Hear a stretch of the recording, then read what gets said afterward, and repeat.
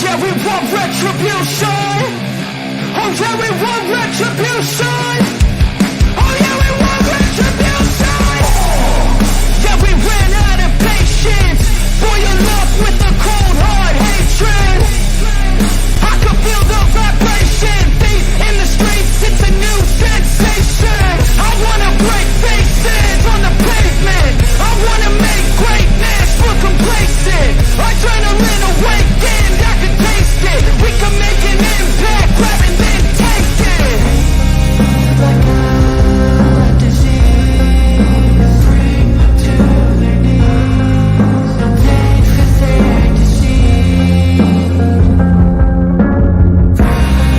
Just like a weed.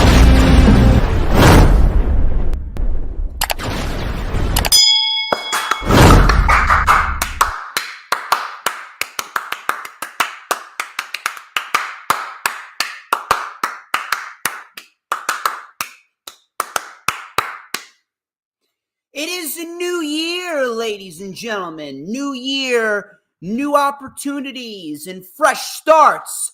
But if there is one thing that will always remain the same, it's that, ladies and gentlemen, I'm the one and only DJ Storms, and I would like to welcome each and every single one of you back here to the greatest fucking show on earth, as we are streaming live on 4 different platforms across 1, 2, 3, 4, 5, 6, 7 different accounts. And we are set and ready for another rockin' episode of the Lightning Flash Update. As of course, you already know who I am, Mr.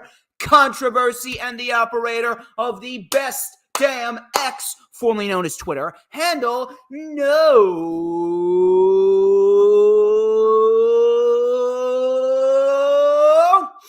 Stop what you are doing, because you gotta take a nice, big, long inhale, and you gotta go, oh, do it again, people. It's so nice. You gotta do it twice. Oh, you gotta hit the hat trick. Gotta hit the hat trick. You gotta do that trifecta, because that is how good it is. You gotta feel it, and you gotta go, oh, shit. Do you smell that? Do you know what that is? I'm telling you, it's a new year, but that oh so particular smell remains the same, because it is now and forever the smell of pure fucking excellence. Wait for it. Wait for it.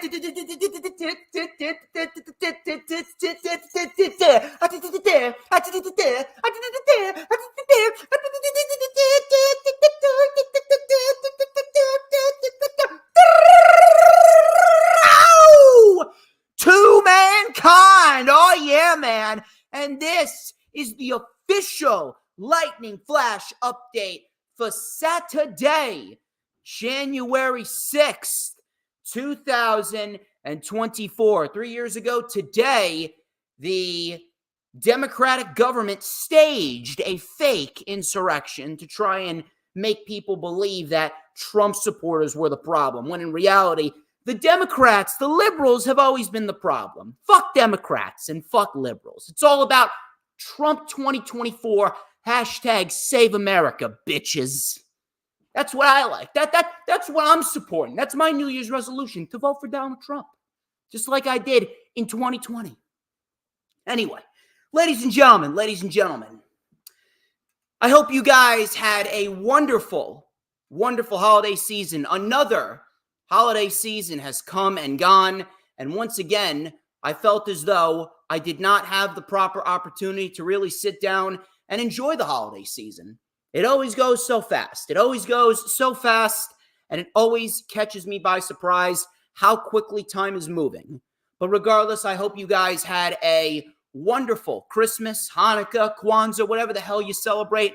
Hope you had a great New Year's. I hope your New Year's was a hell of a lot better than mine, because I was bedridden for the first 2 days of 2024 with a stomach bug. Not sure how the hell it happened. Not sure what the fuck caused it, but it was a bad stomach bug. Matter of fact, 4 other people in my family got it.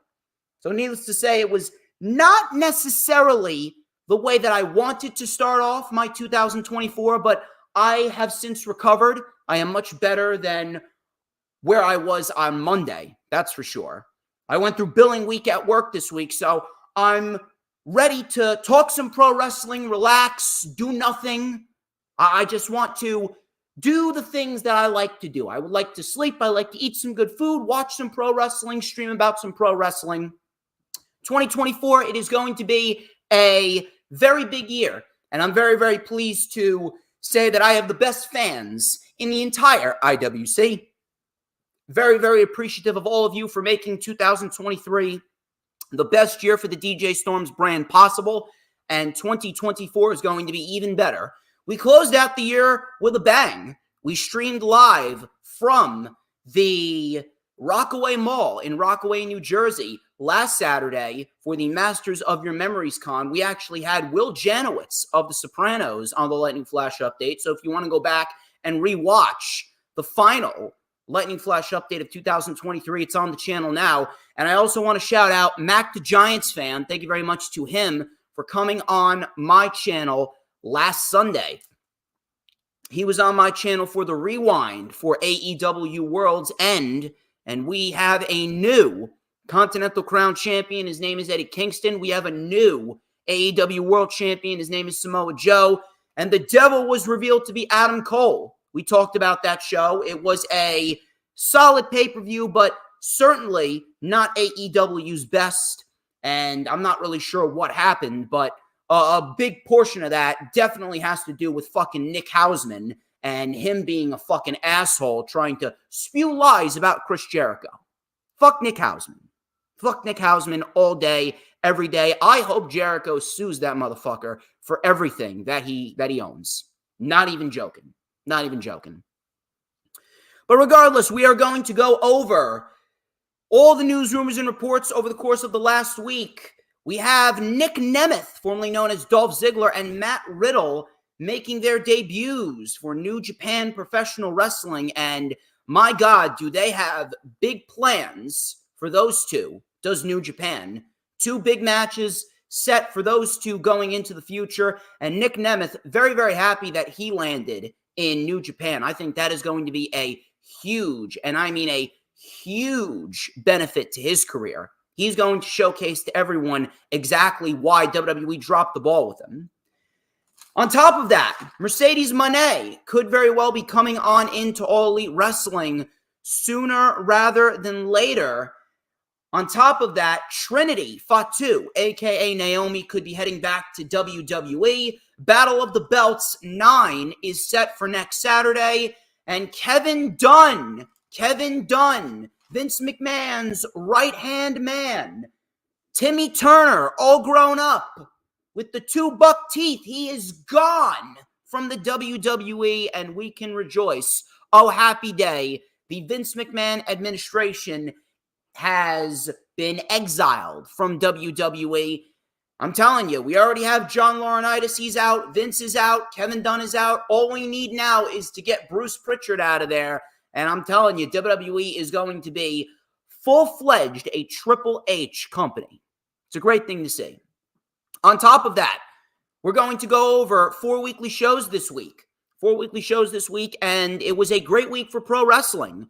A great week for pro wrestling across both WWE and AEW. We got some great wrestling, some great storytelling, some great promos, a lot of good things to look forward to in the year 2024. Thank you very much to James Punaseca, Dylan Catcham, The Final Hoss, Sarah Hapka, Queen of Masquerades. I know that she is very, very excited because she will be coming on my channel sooner rather than later. Trust me, I will be making some announcements as the weeks move on, and we will be having a lot of good collaborations in 2024. You got to come down to Jersey, hon. You got to come down to Jersey because I believe I owe you a Reese's. I know you've been clamoring to me how you fucking want all these Reese's peanut butter cups. Come on down. Come on down, hon. All right? Trust me, we already know that you, just like all the other women out there, y'all want a piece of the Storms Meister. That's just a known fact. Trust me, that's just a known fact. But before we get into the festivities, obviously, I want to go through some self-brand promotion and advertisements.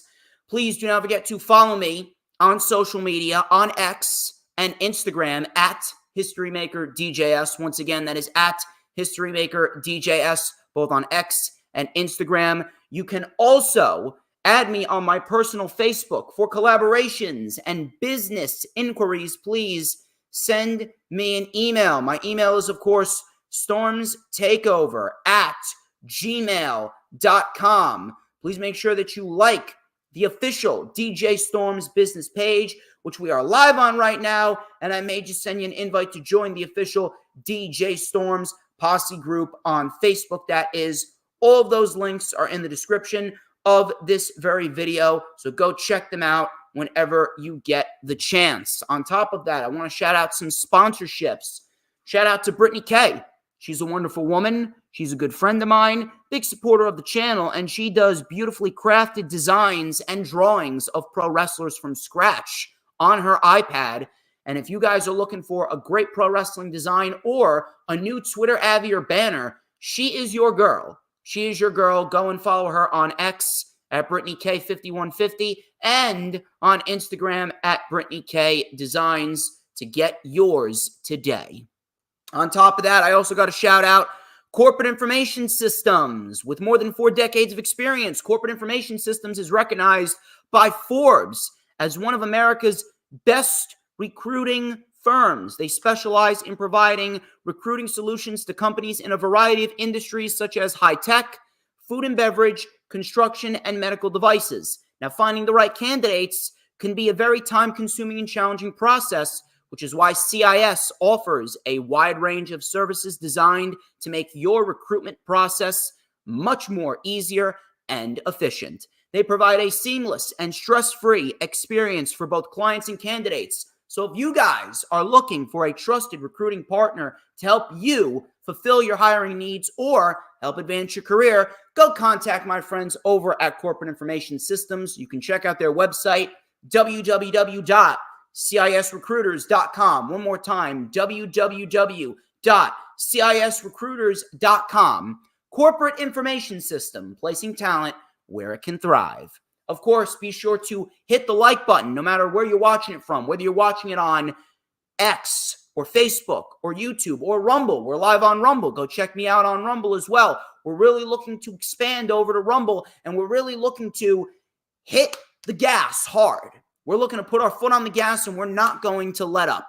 So please go show some support on Rumble. We want to get a nice, wide fan base built over on Rumble, and we really want to hit the ground running and make Rumble ours, because I do believe there are no major content creators for pro wrestling over on Rumble. I'm the first of my kind, so please go show me some love over there. On top of that, please make sure you share the stream out on all platforms, social media. I know that Courtney McCarron, she already did that. Please, if you guys haven't already done so, share the stream on all platforms, whether it be X, whether it be Instagram or Facebook or Pinterest or Tumblr or Snapchat or TikTok or Twitch. Please do so. It's incredibly vital that we get as many people in here as possible, because I make people's lives better. That is a known fact. Every single time someone gets DJ Storms injected into their veins, they automatically get that surge of adrenaline going. I'm telling you, I make people's lives better. I make people more excited. If you don't have DJ Storms in your life, are you really living? The answer is no. On top of that, please make sure, whether you're watching on the Hardcore Sports YouTube channel or my YouTube channel, hit that subscribe button. We're looking to continue to expand on YouTube as well. We're on the road to 2,300 subscribers over on YouTube on my channel, and then we're on the road to 1,000 subscribers for the Hardcore Sports YouTube channel. It's incredibly vital that you start promoting, and that way, you know that you are aiding Hardcore Sports and becoming the #1 place for all sports analytics, and you're aiding me and supporting me for being the greatest wrestling analyst on the planet. There's a reason why I'm here and everyone else follows. MJF always says that there's levels to pro wrestling. There's levels to this shit too. And I'm at the top.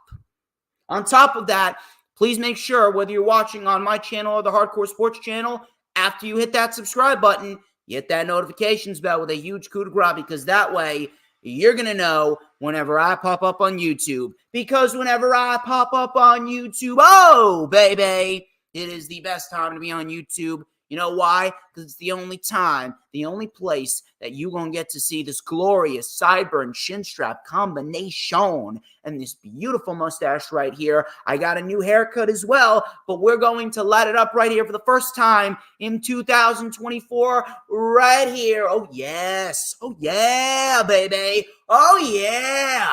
This beautifully crafted magical ace black comb. Hold on, I gotta blow on it. It is so hot.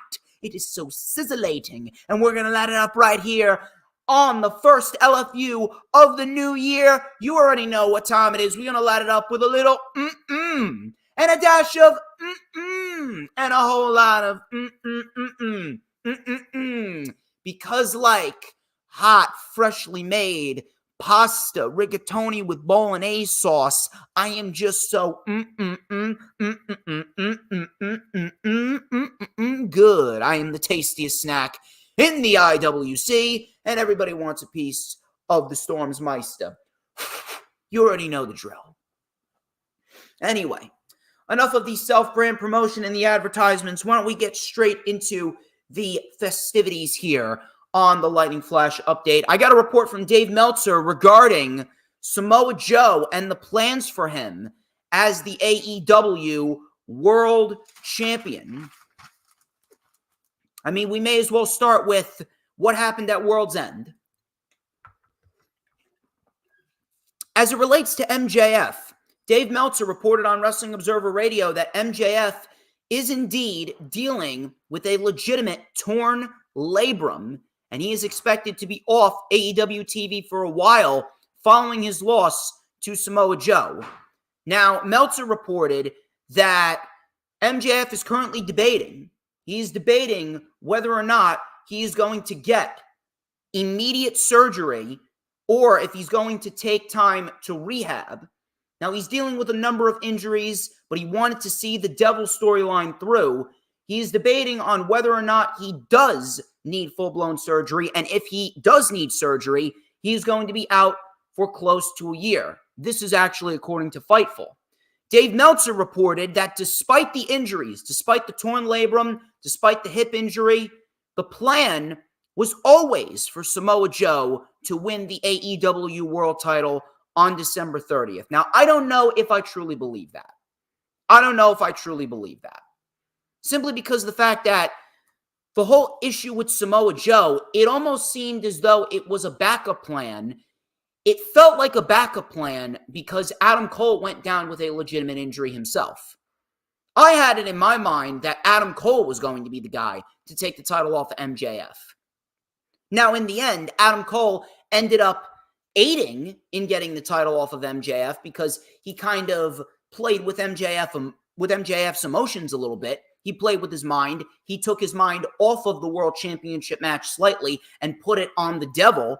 And now MJF is without anything. MJF lost the Ring of Honor World Tag Team titles. He lost the AEW World Championship. And now the feud between Cole and MJF is going to take place without the championship. But if anything, I had it in my mind that the World's End main event was ultimately going to be Adam Cole versus MJF. I don't think the Devil storyline would have come into play, and there wouldn't have been an angle where people would have been guessing who the Devil was. I don't think the Devil storyline would have been a thing if Adam Cole didn't get injured. I honest to God do not believe that the Devil, I'm tripping over, I'm flipping my notebook over here. I do not believe that the Devil would have been a thing if Adam Cole did not get legit hurt. Now, how hurt is Adam Cole? I don't know. If he's on TV, I'm assuming that he's going to come back at some point. He only has the crutches because he does not want to risk further injury. But he did walk. He did walk on his ankle at World's End. I'm not sure how much weight he put on the ankle at World's End, but regardless, he was standing up without the crutches.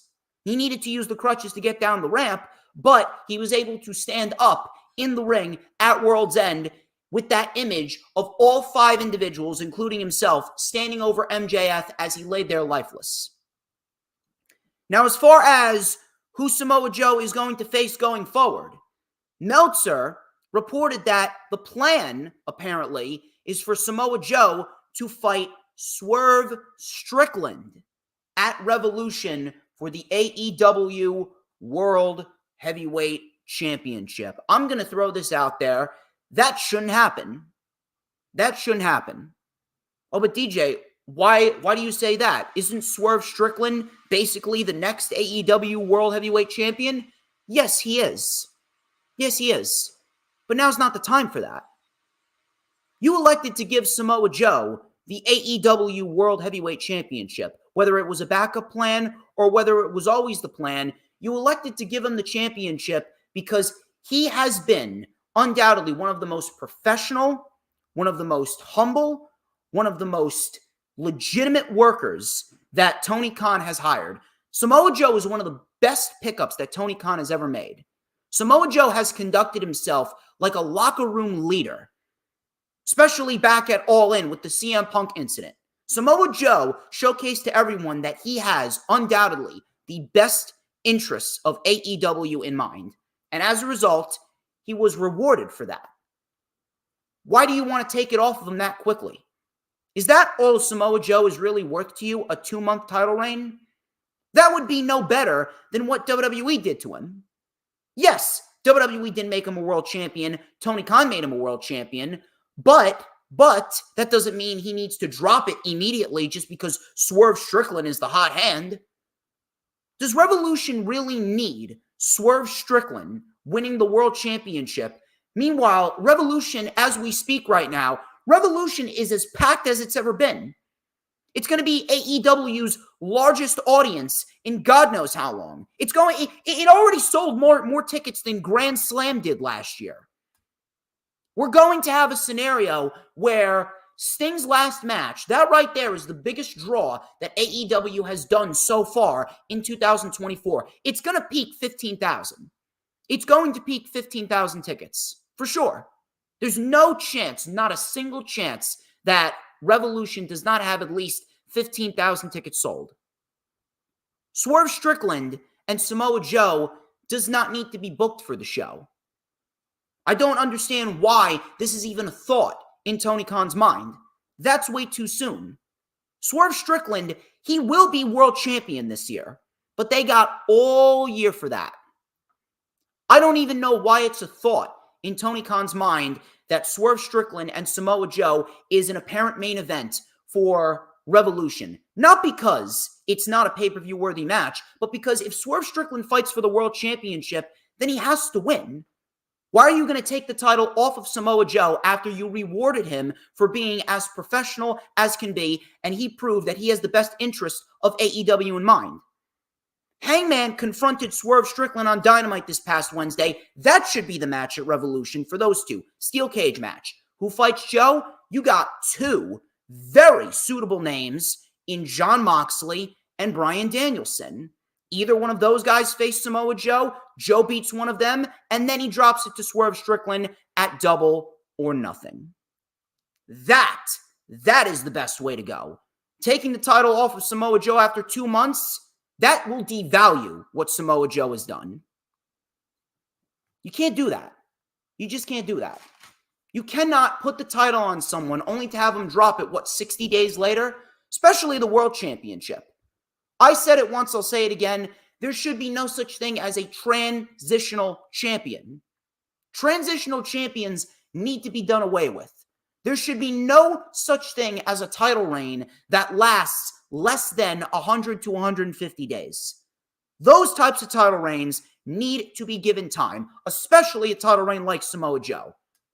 Jon Moxley and Bryan Danielson, those are two top-tier names that you can easily plug in against Samoa Joe, and we haven't seen either of those men fight Joe in AEW yet. We haven't seen either of those matches under Tony Khan's watch. Why not give them that opportunity? On top of that, don't you think that it would look a lot better if you start the year off with this three-headed monster? You got Sting's last match, probably going to be against Darby Allin. You got Sting's last match. You got Samoa Joe versus either Jon Moxley or Bryan Danielson for the AEW World Championship. And then you got Hangman versus Swerve 3 inside a steel cage. You can make that an unofficial number one contenders match, and then you can have Samoa Joe drop the World Championship to Swerve Strickland at Double or Nothing, and Swerve can go into All In with the World Heavyweight Championship. That is a lot better than just putting the title on Swerve at Revolution. You're really going to waste Hangman Swerve Part 3 on a Dynamite? I'm sorry, I can't really get behind that.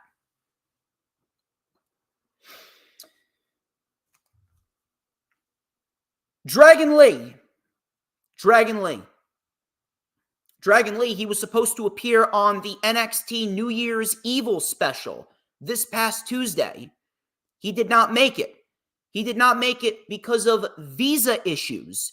PW Insider reported that the delay in his return to the U.S. was attributed to the holiday season, causing the visa not to arrive in time for NXT's first show of the year. Now, it really didn't make much of a difference. It really didn't make much of a difference, if we're going to be quite honest. It didn't. It didn't make much of a difference because the NXT New Year's Evil show sucked. It's quite disappointing because I was actually looking forward to a couple of things on the NXT New Year's Evil show. I was actually looking forward to Lyra Valkyria versus Blair Davenport. They barely gave those two women 10 minutes. As we speak right now, Dragon Lee, you could make the argument that he's above NXT. You've been having Dragon Lee appear on the main roster for how long now? You've been having Dragon Lee appear on the main roster for how long now? Why is he still in NXT? Why is he still in NXT? I understand that Dragon Lee is probably the best representative for the NXT North American Championship, but at this rate, Dragon Lee, he is well above whatever the fuck they're doing down there in the PC. Or the fucking Capitol Wrestling Center, the home of NXT, whatever the fuck they call it. Either way, NXT right now, new year, same problems. New year, same problems for NXT. I don't give a fuck. The only reason why I'm covering NXT pay-per-views is because sometimes we do get some decent NXT pay-per-views, and in addition to that, it's more content, which means more eyes, more views, more watch hours. It's a better expansion for my channel. That's the only reason why I still cover NXT pay-per-views. But the weekly shows, I may watch them, but I'm not going to fucking talk about them on my show. But I hope that Dragon Lee gets back sooner rather than later. I'm hoping he gets back sooner rather than later because when Dragon Lee's on television, the show is better. Dragon Lee makes people better. Whoever he fights in the ring automatically becomes better. Dragon Lee is an individual that they should be building the company around for the future. And I expect great things from Dragon Lee in 2024. Trinity Fatu, a.k.a. Naomi, the wife of Jimmy Uso, according to Fightful sources within WWE and Impact, Trinity Fatu, they expect to return to WWE barring unforeseen circumstances. WWE has had long major interest in bringing her back. Now, the rumors to this were actually fueled when Impact came out in a promotional package, and they're now calling their major shows, their pay-per-views, they're calling them premium live events. That has fueled into the rumor that Impact may very well have struck a deal with Peacock. And maybe we could see Impact and WWE formulate a partnership.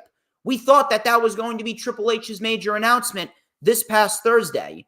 That was not the case. Instead, Triple H's major announcement was the fact that we have Money in the Bank and NXT Heatwave coming to the Scotiabank Arena in Canada during the 4th of July weekend after the 4th of July holiday. That's going to be on July 6th, and that's going to be on July 7th. July 6th will be Money in the Bank. July 7th will be NXT Heatwave, both of them taking place in the Scotiabank Arena, if that's how you fucking pronounce it. I don't know. I'm fucking terrible with names. But Naomi, coming back to WWE, I don't know. I don't know how I feel about that. Now, granted, the women's division is a hell of a lot better than what it was prior to Naomi, Trinity Fatu, and Sasha Banks leaving. But it almost seems as though Naomi, Trinity Fatu, it almost feels like she hasn't even scratched the surface of what she can do outside of WWE. Same thing with Sasha, Mercedes Moné. This is why I wasn't in favor of Mercedes Moné and Naomi going back to WWE, because they've pretty much done all they can do. If Naomi comes back to WWE, what exactly is she going to be doing? What exactly is she going to be doing? The WWE right now are just starting to generate some new stars in the women's division. Triple H is just starting to get around to making the women's division feel a little bit more important. You take a look at women's wrestling this year. You take a look at the first week of 2024. Triple H came out of the gates and gave you some great women's wrestling this year. Ivy Nile, Rhea Ripley, Mia Yim, and Io Sky. Hell, even Nia Jax and Becky Lynch had a very good match. Probably Nia Jax's best match ever. So I'm not going to say that the women's division is still in a shit position, but it feels like Naomi could still do a lot more. And there's a lot more places she could work, a lot more matches to be had. I would have loved to have seen Naomi, Trinity, in Ring of Honor. I actually thought that she was going to Ring of Honor because she actually showed up at Supercard of Honor last March. She showed up at Supercard of Honor and she watched Athena retain the Ring of Honor Women's World Championship over Yuka Sakazaki. I thought that's the match that they were headed for Death Before Dishonor. That wasn't the case. But I don't know. I honestly don't know what's going to happen. As far as Naomi goes, only Naomi knows where she's going to end up. Naomi, Trinity Fatu, has been doing great work in Impact. Now, with these rumors of her returning to WWE, I don't know where she is going to fit in. Could we potentially see her in the Royal Rumble? Maybe. Maybe we could see her in the Royal Rumble as an Impact crossover. Maybe we could see the partnership between Impact and WWE become a reality. Maybe she ultimately loses the Impact Women's Knockouts Championship and moves back over to WWE. But where is she going to fit in? I'm sure Triple H will find a place for her, but it seems as though right now Triple H's priority seems to be Rhea Ripley and Io Sky as the top two names that he's trying to build up. Everyone else kind of feels like an afterthought. And on top of that, like I said, it feels like there's a lot more that can be done with Trinity outside of WWE. But ultimately, the decision is going to be up to her.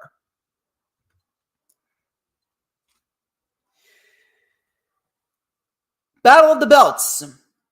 Battle of the Belts. It was announced by AEW last night on Rampage, and Ringside News even confirmed it. AEW Battle of the Belts 9 will take place next Saturday, January 13th, immediately after Collision at 10 p.m. Eastern Time. I'm still holding out for Battle of the Belts to become an important show, although it really does feel like an extra hour of Rampage.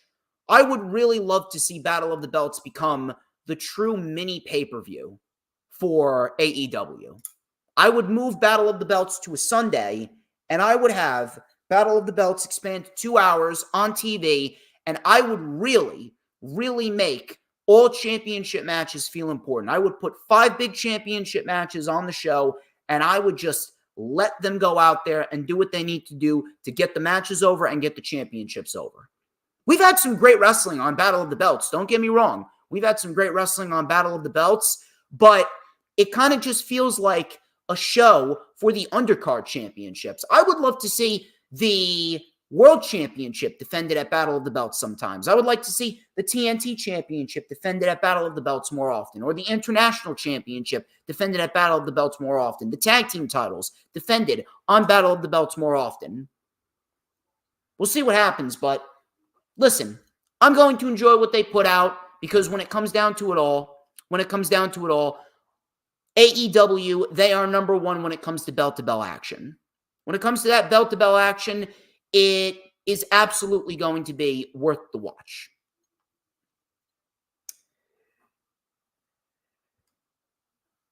Mercedes Moné,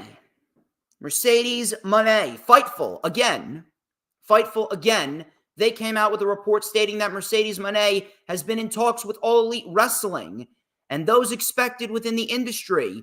They expect that AEW will be her likely landing point.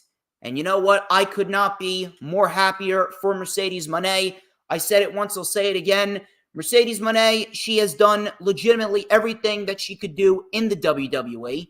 Right now, there is a lot more work to be done with Mercedes Moné outside of the WWE. And we already saw Deonna Purrazzo. She was brought in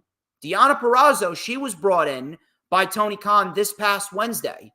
And she felt legit. She felt like she is going to be a big star in the women's division. And she's already going after Toni Storm. She immediately targeted Mariah May, which, by the way, Mariah May looked very good on Wednesday as well. What's going to be a great thing is you take a look at the layout of talent that they got in the AEW women's division. You got Sky Blue, Willow Nightingale, Chris Statlander, Mariah May, Toni Storm, Jamie Hayter's going to come back. Thunder Rosa, she just came back. If you're going to bring in Mercedes Moné, she's going to be added to that. I mean, you take a look at that women's division. From a talent standpoint, Tony Khan may very well have the best overall women's division in the entire world. If we're going to talk about it from a talent perspective, I mean, my God, the AEW women's division, if they bring in Mercedes Moné on top of all the talent that they have already, the AEW women's division is going to surpass the WWE women's division in terms of belt-to-belt wrestling. And that right there is going to be a very, very, very good thing to see. Based on what I'm seeing, it seems as though if Deonna Purrazzo is going to be used as a bridge for Toni Storm to get to Mercedes Moné, I'd say Deonna Purrazzo would be a very good representative for the Ring of Honor or the TBS Championship. Now, as far as Mercedes Moné goes, Mercedes Moné is absolutely no question about it. She comes in, she's automatically number one. Mercedes Moné comes in, she is automatically number one in that women's division. No doubt about it. The question is, what do they have planned for her? I mean, for me, it's pretty easy. Toni Storm versus Mercedes Moné at Double or Nothing, and Mercedes Moné wins the women's championship. That's what I'm doing. There's no reason why you don't give that woman the championship. Mercedes Moné coming on in to AEW is going to be the shot of adrenaline that the women's division oh so desperately needs. That right there is going to make the women's division feel immensely more important just by her presence being there. And when she comes in, she's automatically number one. The plan is simple. Toni Storm, Mercedes Moné, Double or Nothing. Mercedes Moné wins the women's championship. Mercedes Moné takes that women's championship into Wembley and she fights Jamie Hayter. That's the money match. The money match, besides a Britt Baker versus a Mercedes Moné, besides a Thunder Rosa versus a Mercedes Moné, besides a Saraya versus a Mercedes Moné, it is Mercedes Moné versus Jamie Hayter, and let those two women cook for 15 to 20 minutes at Wembley. And that right there, you will have your best women's wrestling match in AEW to date. No questions asked.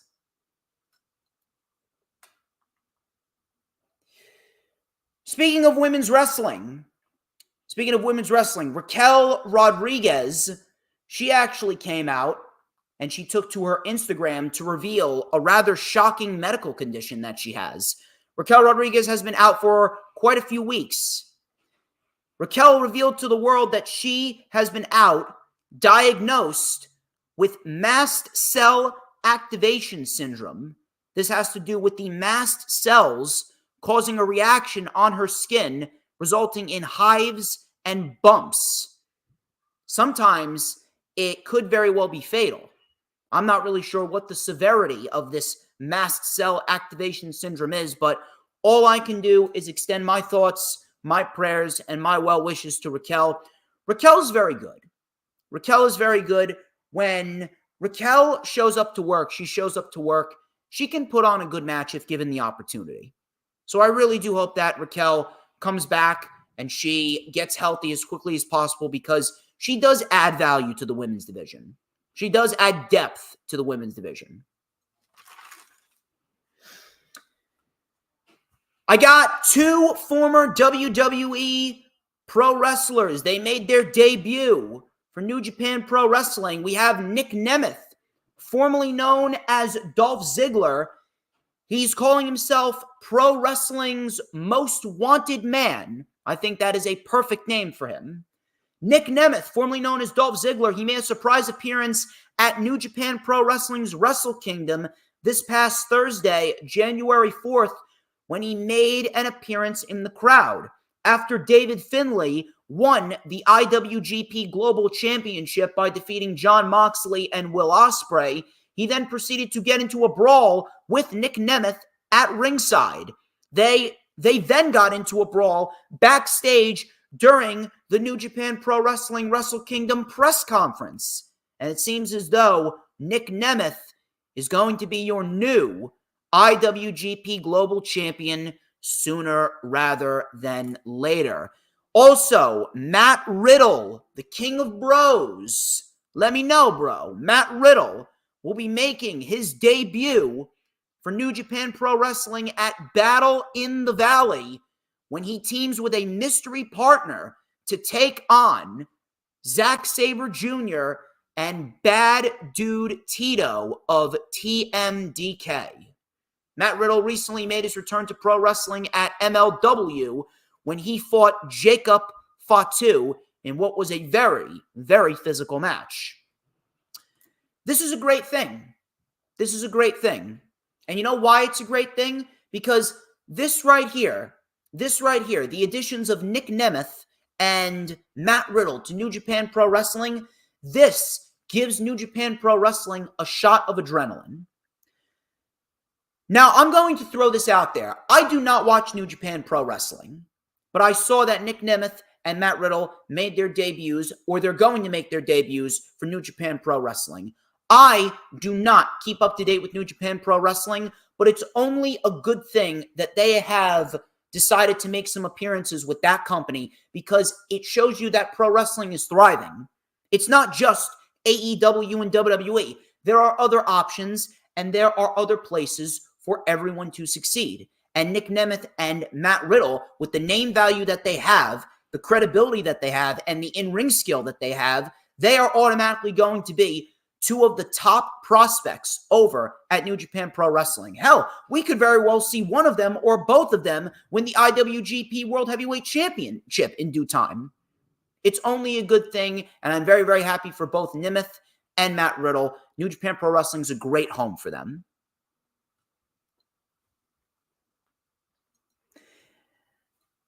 And then finally, our big report. And it is a wonderful, wonderful, wonderful day. Kevin Dunn, according to PW Insider, Kevin Dunn informed WWE last week that he planned to leave the company at the start of the year. There was a push to get him to stay up until the Rumble or WrestleMania. I don't know why. However, he preferred a clean cut and is done, effective immediately.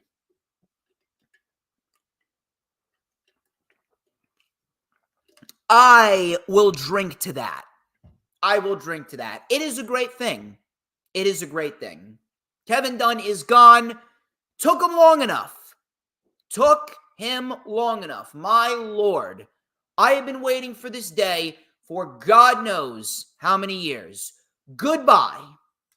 Kevin Dunn was one of the worst parts about WWE management. He added absolutely nothing to WWE management. All he was a Vince McMahon dick rider. And now that he's gone, now the Triple H era is in full swing.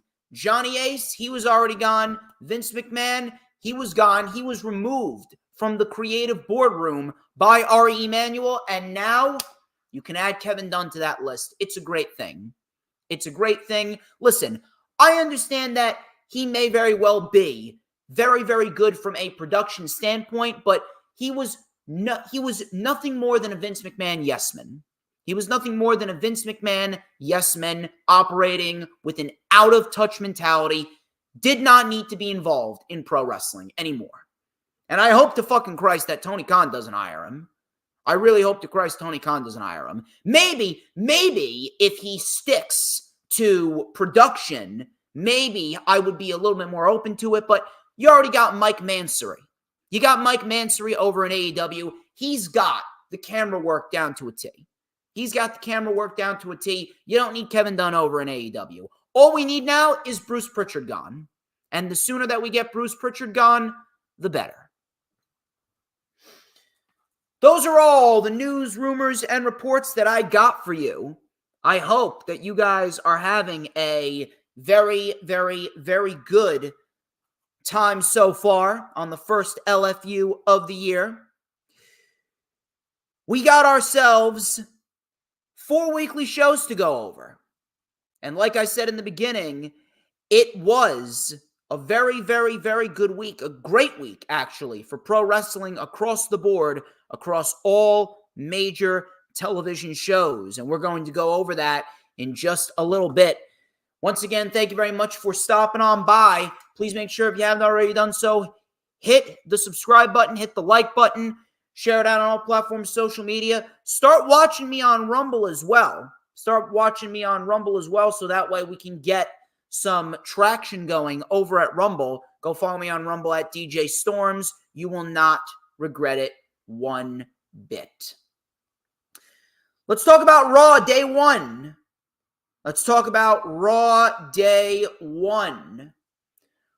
Raw Day 1. We got a very, very, very good show. Was it better than last week's or 2 weeks ago? No, I wouldn't say that. There were a couple of blemishes on Raw Day 1, but for the most part, Raw Day 1 was a very, very, very good show. It flowed well. We had the important shit out there. We had a lot of great wrestling. We had a couple of star-making performances, and I cannot really complain overall about the show. They started off Monday Night Raw's year on a very, very, very good note. Raw Day 1 kicked off with Becky Lynch versus Nia Jax. And I am going to be completely honest here. I was expecting a disaster. I was expecting a complete disaster.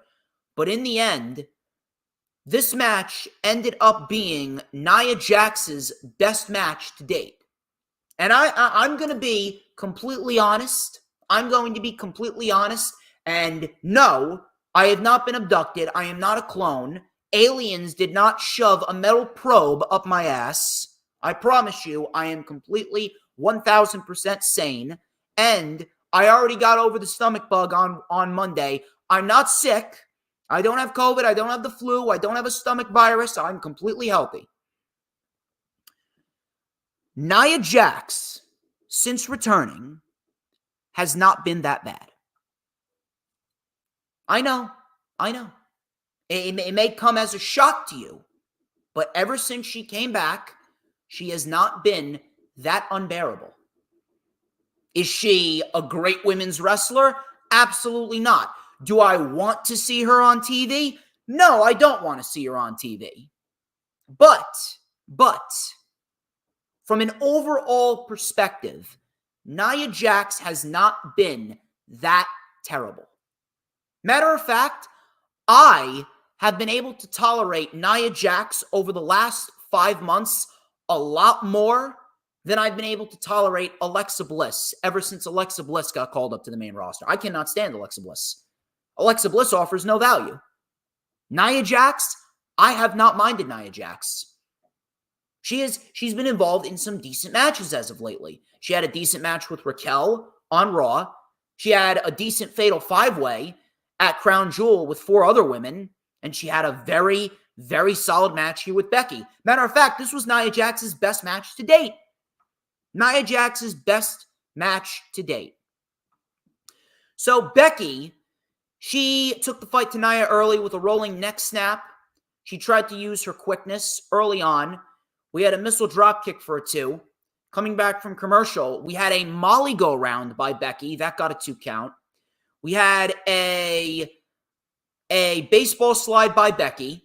Nia went for a punch to the face, but she accidentally punched the post.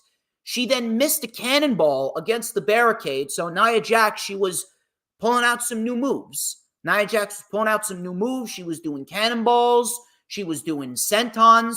I didn't mind what Nia Jax was doing. Keep that up. Do some more new moves like that. So Nia then, back in the ring, Becky Lynch with a diving leg drop. That got a 2. Becky then with an arm bar. Nia powered up from the arm bar and she delivered a sit-out powerbomb for a 2. Both women were then up on the middle rope. And Nia Jax with an avalanche Samoan drop from the middle rope, which looked great. Becky Lynch kicked out. Nia, and then this was a great sequence right here. Nia was draped over the ropes, and Becky Lynch was going for that diving leg drop that she usually does when her opponents are draped over the ropes. Nia Jax, instead of just moving, Nia Jax put her fist up in an uppercut position, and Becky Lynch jumped off the rope right into an uppercut punch by Nia Jax, and it looked very, very nice. Nia Jax then with the Banzai drop, or as she calls it, the Annihilator, and Nia Jax gets the win clean over Becky Lynch. I was shocked by this, but overall, I can't say that I hated this because this is exactly what Becky Lynch should be doing. Now, if only she would have done this with Tiffany Stratton, if only she would have done this with fucking Tiffany Stratton back in September, but regardless, this is exactly what Becky Lynch should be doing. Becky Lynch should be putting other women over, and that's exactly what she did here, and I can't complain. It was a very solid match. Very solid open to Raw, went about 13, 14 minutes, and Nia Jax gets the win. Now, why did Nia Jax get the win? Plain and simple. Rhea Ripley needs a challenger. Rhea Ripley just beat Ivy Nile. What now? I'd say that we probably get Nia Jax versus Rhea Ripley either at the Royal Rumble or at the Elimination Chamber. Depends on which way they want to go, but that's what I can see coming out of this. That's all you pretty much need. Nia Jax, she beat Becky Lynch clean. There was no fuckery, no tomfoolery. She beat Becky clean. She didn't cheat. She didn't cheat. So why not give her Rhea Ripley and have Rhea Ripley beat her and enhance her character going into WrestleMania? Because it's ultimately going to result in either Rhea versus Liv Morgan or Rhea versus Becky. Cody Rhodes came out to address the crowd. Adrenaline in my soul. 2024, the year of Cody Rhodes. Probably not because The Rock's back. Oh! He welcomed everyone to Day 1 Monday Night Raw. He says that he feels like he's stuck. He's stuck with Shinsuke Nakamura. This should be over. You're right, it should be over. Your story should be over. Your story should be over. Your story should have ended at WrestleMania with you winning the championship from Roman, and you should have started a new story as world champion. So, Cody challenged Nakamura to a match tonight on Day 1. Nakamura came up on the screen. He talked about how easy it was to get into Cody's head. He's pushing his character to the brink of insanity. He's becoming the author of his own story. I'm going to give you one more week to dream, and I'll finish your story and close your book. And that was the promo. We're getting the match next week. Again, I don't know why you didn't just do Cody and Nakamura in a no DQ match on day one Raw. That would have made the show feel a little bit more important. Just throwing it out there. Again, I understand you got to make the other weekly shows feel more important, but if you're going to start off the year hot, why not just give us Nakamura, Cody Rhodes, one-on-one in a no DQ match and just let them go out there and cook? We already saw what they did with Nakamura and Rollins at Fastlane. They had a very good last man standing match. Why not do the same thing with Cody and Nakamura? But it doesn't have to be a last man standing match. It could be a regular no DQ. I don't know. Kofi Kingston and Jey Uso versus Imperium. This was pretty much made because 2 weeks ago, Kofi Kingston was giving out presents dressed as Santa Claus before Imperium attacked, and Jey Uso, he made the save. This match ultimately was stopped because Giovanni Vinci caught a drop kick from Kofi, which resulted in him getting his head dribbled off of the mat, which looked nasty. Thankfully, he's okay. I actually heard from one of the sources in the wrestling community. I can't remember whether it was Fightful or PW Insider, but I heard from one of the sources that Vinci was seen walking it off, so he seems to be okay. I'd like to hope that he's not seriously concussed. I don't really know what this is leading to. The only thing that comes to mind to me is if we're going to have Jey Uso mix it up with Imperium, is Jey Uso going to be Gunther's next challenger? Could we see Gunther versus Jey Uso either at the Royal Rumble or Elimination Chamber? You know what? I wouldn't mind that. I wouldn't mind that at all. I think that that is a great move. Although the best result for WrestleMania should not be Jey Uso versus Gunther. It should be Gunther versus Chad Gable, with Chad Gable getting the victory over Gunther and becoming the Intercontinental Champion. That's the way to go. Miz TV. This is where things really started to take a turn for the worse. Miz TV. He introduced the Judgment Day, but they didn't come out. Only R-Truth came out. R-Truth then says he works for PR and administrative work for the Judgment Day. He's trying to make the Judgment Day more likable to everyone. JD McDonough and Dominic then came out. JD was clearly pissed. Dom kept on getting booed, in his hometown nonetheless. We then had Truth being hyped up by The Miz. He says, you know, when Truth said that you're not in the Judgment Day, he's actually correct because you lost a Loser Leaves Judgment Day match a couple weeks ago. So Dom called Miz a loser because he spent his 2023 getting destroyed by Gunther.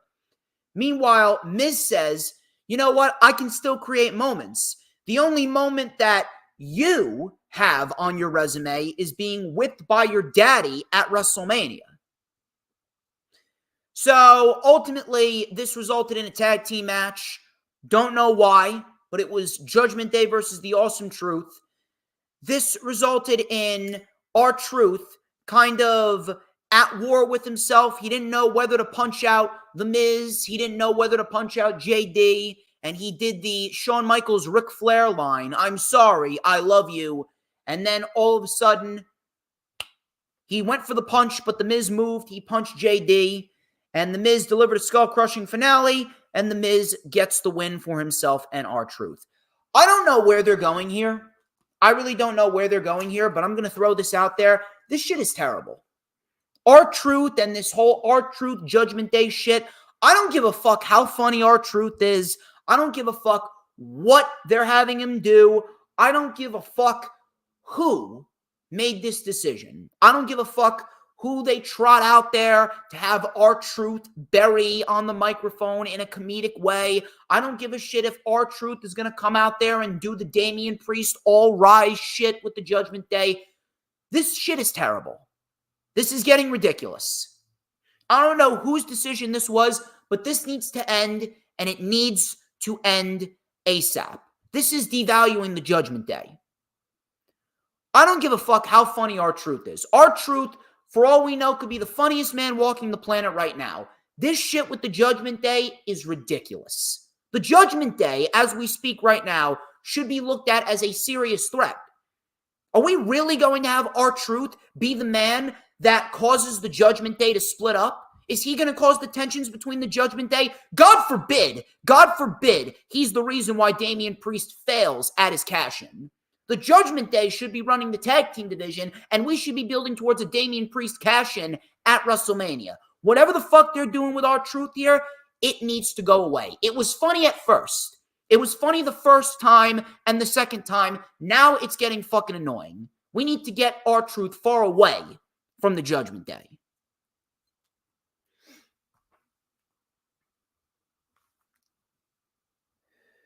Ivy Nile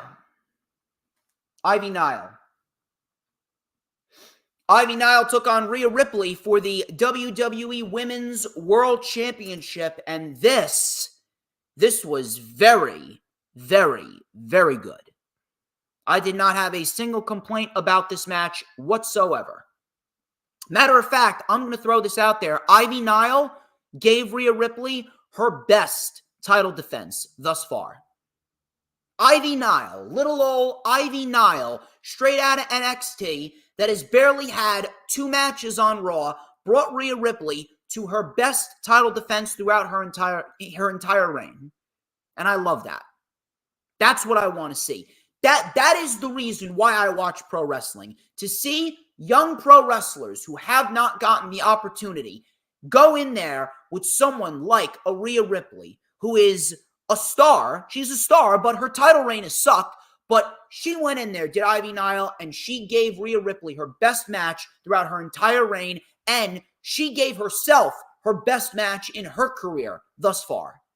I expect big things from Ivy Nile. You give Ivy Nile some time, she is going to be a great representative for the Women's Championship in due time. So Ivy Nile was in control early on. Ivy Nile then came in with a German suplex on the floor. Nile then with a spin kick. Nice head scissor, pop-up leg lariat for a 2. We had a spike DDT by Nile, spike satellite DDT. Ripley with a headbutt and a missile drop kick from the top. That got a 2 count. We had a roundhouse kick and a gut-wrench suplex by Nile. That got a 2. Back suplex facebuster by Rhea Ripley. Both women went up top. Ivy Nile with a German suplex off the middle rope. Crowd was chanting, "This is awesome." Rhea Ripley ended the match with a headbutt, a punt knee, and a riptide for the win. 1, 2, 3. Rhea Ripley retains the Women's World Championship in a great match with Ivy Nile. And now it really starts to feel like the women's division for WWE is turning the corner. That's what I want to see. That's what I want to see. This was great. Next week, CM Punk will be returning. Obviously, this is all leading towards the big Royal Rumble match, which I do believe CM Punk should win.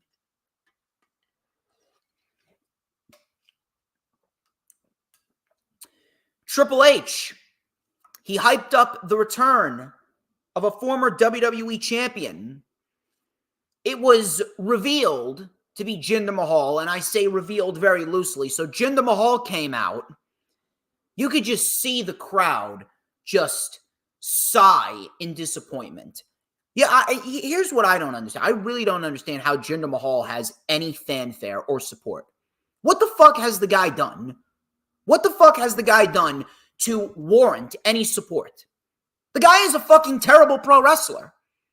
He may have cut a decent promo here, but the guy's a terrible fucking pro wrestler. The guy had one of the worst WWE title reigns of all time. And my God, God forbid, I'm so fucking happy that I muted Jay Leto. Jay Leto, like a fucking dumbass, came out and said that Jinder Mahal was one of the greatest WWE champions in the last 10 years. I don't know what the fuck that guy is smoking. At this rate, I have stopped taking him seriously. I am in a debate whether or not he is legitimately stupid and he believes the shit that's coming out of his mouth, or if he's just saying this shit to get attention. No disrespect to him personally. I think he's a great guy. But as a wrestling fan, that guy don't know his elbow from his ass. Jinder Mahal came out. He berated the crowd. Talked about how he was disappointed. He says that the United States is disappointing. It's a country built on division, ignorance, and misinformation. Listen, you could blame the Democratic Party for that. You could blame the Democratic Party for that. The Democratic Party is the reason why the U.S. is in such a shit state. Fuck the Democratic Party. Fuck this woke liberal ideology. Fuck Joe Biden. We need Trump back. So he says some words in Punjabi. He says that you guys managed to boo your own national anthem in Punjabi. You boo me because I am different. I speak with intelligence and truth. No, you don't. No, you don't. I speak with intelligence and truth. Listen here. Listen here, Jinder, or whatever the fuck your real name is. Listen, Jinder, you do not know how to speak objectively. I speak objectively. When it comes down to it all, when you want facts and objectivity, you watch DJ motherfucking Storms. So all of a sudden, The Rock's theme music hit. Rock came out. He said to Jinder, "You're in trouble now." He says that Jinder is not the Iron Sheik. If he were here, he'd say, "Who is this no good son of a bitch jabroni bastard?" Jinder said, "If I were you, I'd be disgusted with myself to represent all of these people." The Rock says that he's proud to be an American. No, he's not, because he's gonna, if he tries to run for president, he's gonna run Democrat because he's a fucking dumbass. He's a fucking egghead, is Dwayne Johnson. So he goes, "They boo you because you're the biggest asshole walking God's green earth." He then called Jinder's face resting asshole face. He then called him the day one douchebag. And the crowd chanted day one douchebag. He got the whole arena to chant day one douchebag. They did it for about a minute. So all of a sudden, The Rock, then he said that Jinder is jacked as hell, but his balls aren't there. You have no class, so you've left The Rock no choice but to whoop your candy ass. So Jinder ended up attacking The Rock first, and then The Rock then delivered a big spine buster, which, by the way, The Rock was gassed just by cutting a promo. Delivered a big spine buster, did The Rock, and then The Rock delivered the people's elbow. The Rock then said that he's a bit hungry, so he's going to go get something to eat. So let me ask you this. When The Rock goes out, should The Rock sit at a booth? Should The Rock sit at a bar? And then after he said the bar, I knew where he was going with this, unfortunately. And then he goes, or should The Rock sit at the head of the table? You could have saved 10 minutes. You could have saved at least 10 minutes from this unnecessary fucking segment if you would have just had The Rock come out there instead of having Jinder go out there and cut a fucking meaningless promo. You could have shaved off 10 minutes if you just had The Rock go out there and state his intentions for the fact that he wants to fight Roman Reigns. He wants to sit at the head of the table. You know what happened when The Rock came out there? You know what I felt? I felt nothing. I felt nothing. All I felt was, oh great, here we go again. The Rock coming out here, taking up a spot from another full-time talent because WWE continues to be desperate. New administration, same fucking problems. Why is The Rock even there? Why is The Rock even there? And don't give me the fucking excuse that, oh, you gotta sell tickets, you gotta sell money. Don't be like fucking Bully Ray and just suck the WWE dick. Don't be like an Eric Bischoff and just ride that WWE cock morning, noon, and night. Why is The Rock there? What value does The Rock have in being there? Do they need The Rock? No. They don't need the fucking Rock. They're going to sell out. They're going to sell out the stadium in Perth, Australia, and they're going to sell out WrestleMania regardless. They're going to sell out WrestleMania and the stadium in Perth, Australia regardless. They got Roman, they got Punk, they got Cody, they got Rollins, they got Styles, he's back, Orton's back, LA Knight is hot, Logan Paul's going to be there, Gunther's going to be there, Brock Lesnar's probably going to come back, he's probably fighting Gunther. They don't need the fucking Rock. Why is he there? WWE does not need The Rock in order to make money. They don't. All they need to do is continue doing what they're doing. They have built a loyal fan base to a point where it doesn't matter what they do. The money's always going to be there. Now, what is going to go down? What is going to go down at WrestleMania? If you want me to be honest with you, I don't trust this company. And neither should you. The company is not to be trusted based on the history, even if it is a new administration. Some people are saying that, Cody's story is either going to wait or Roman's going to lose the championship. Roman is going to lose the title at the Rumble because now we got a fatal four-way booked for the Rumble. Roman's going to lose the title at the Rumble. It's going to be Cody and it's going to be Orton, and then it's going to be The Rock versus Roman at WrestleMania. Why? Well, why would you even think about doing that? How is that a good idea to anybody? You do realize what you're doing, right? If Cody Rhodes fights Randy Orton for the World Heavyweight Championship, for the WWE Undisputed Championship, you do realize that it's going to have to either be Cody and Orton getting a main event, or it's going to have to be Rollins and Punk getting a main event.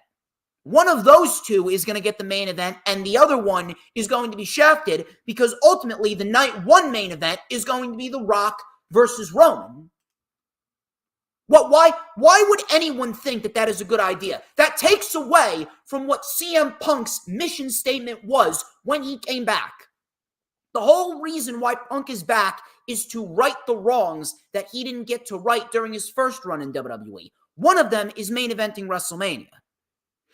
And then secondly, why are you going to give the title to Orton just for him to be a fucking transitional champion? Why? How fucking stupid are you? How fucking stupid are you? That is a terrible fucking idea. And do not give me the fucking excuse that, Cody's story doesn't need Roman. It absolutely needs Roman. Cody's story revolves around Roman because the whole premise of Roman's title reign and the whole mission statement, which Roman's title reign should have been about, the whole mission statement for Roman's title reign should have never been about breaking records. The whole mission statement for Roman's title reign should have been using that to get over a new star. If Randy Orton wins the championship at the Royal Rumble in a fatal four-way match where Roman doesn't need to get pinned, do you realize that takes away from what Roman Reigns has done, and that takes away the opportunity to build a new star?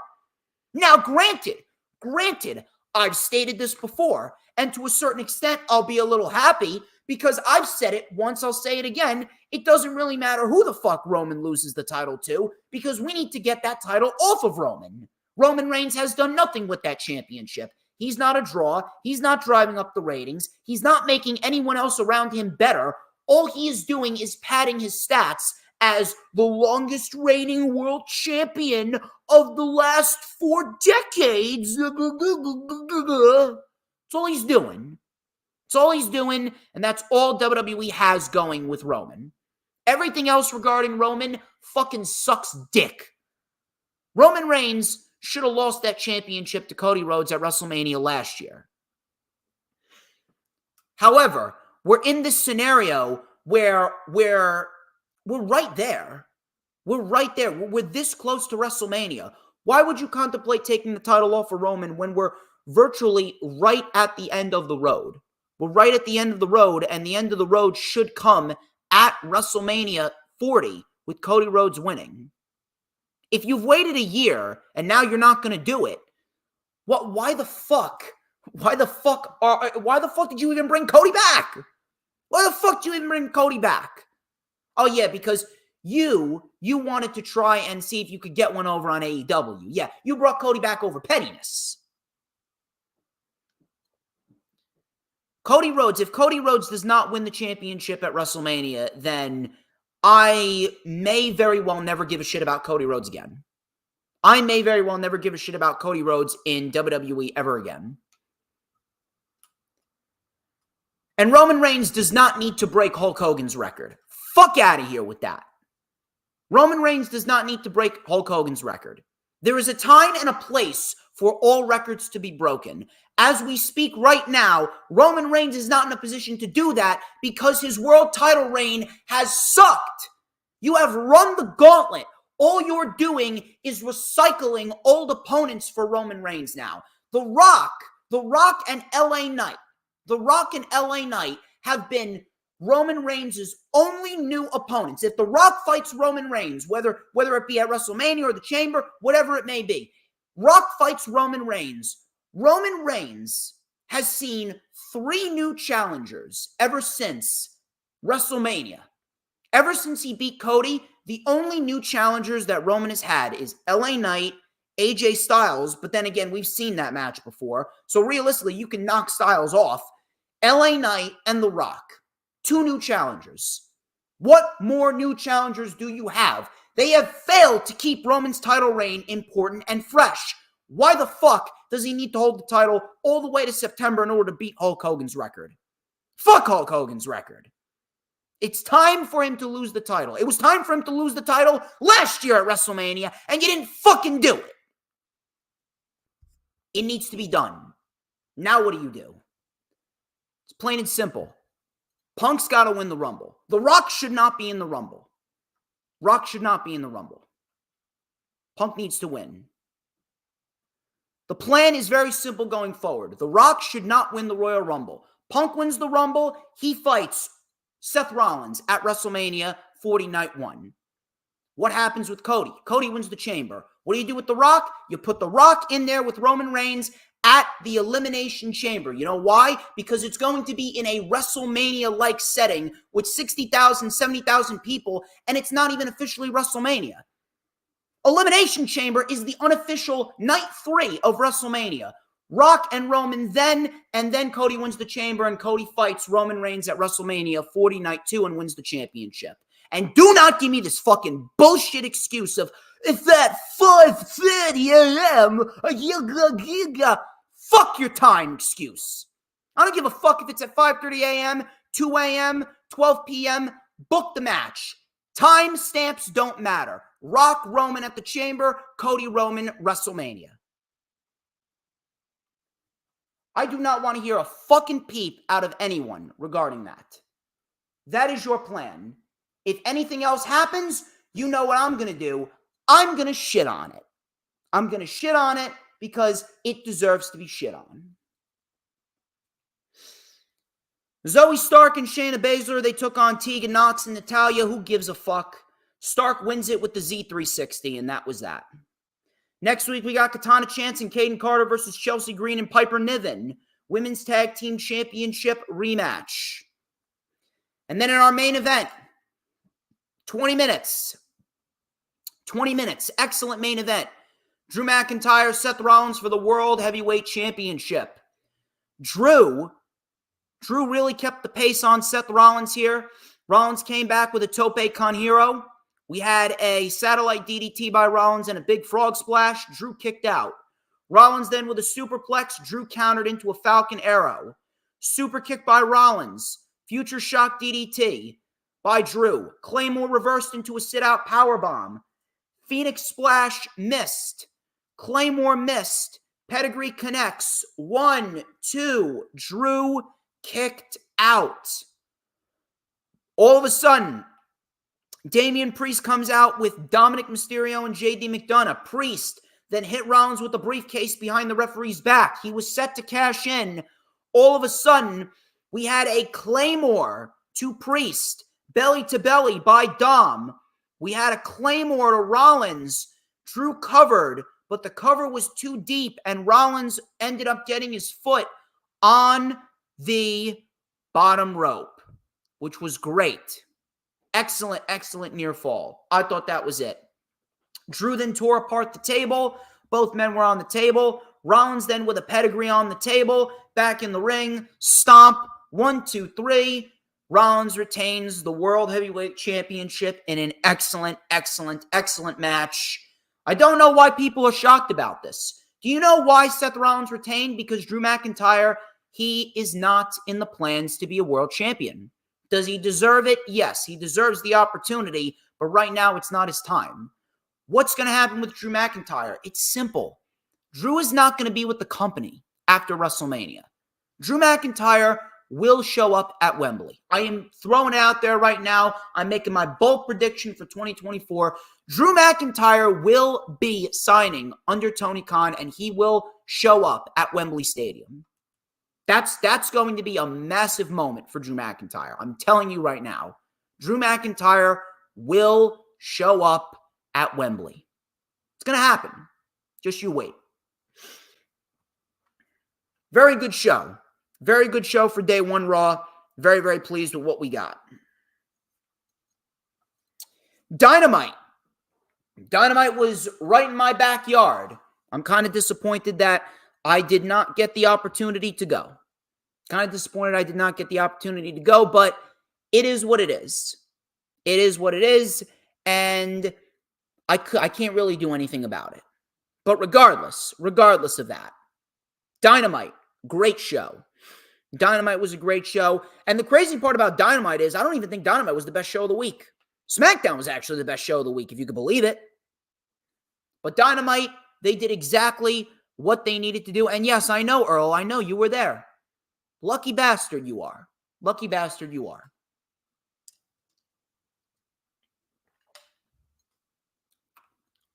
Dynamite. Samoa Joe. Samoa Joe was shown winning the world title, and he said in a backstage interview following World's End that he kept his promises. You stole from me at Grand Slam, Max, and now I took what was yours. I took from you what you took from me. I turned everyone you loved against you. I am a heartless son of a bitch, and I will always take what is mine. I am Samoa Joe. I am the AEW World Champion, and I will take everything from anyone who tries to take this from me. Fucking love it. Absolutely love it. Tony Khan, he did right by Joe. Tony Khan, he did right by Joe, and it is a great thing to see a guy like Samoa Joe getting what he rightfully deserves. See, and that right there is one of the reasons why you should not book Swerve Strickland and Samoa Joe at Revolution. That's your double or nothing match. Jon Moxley and Bryan Danielson are right there. Put one of those two against Samoa Joe at Revolution and call it a day.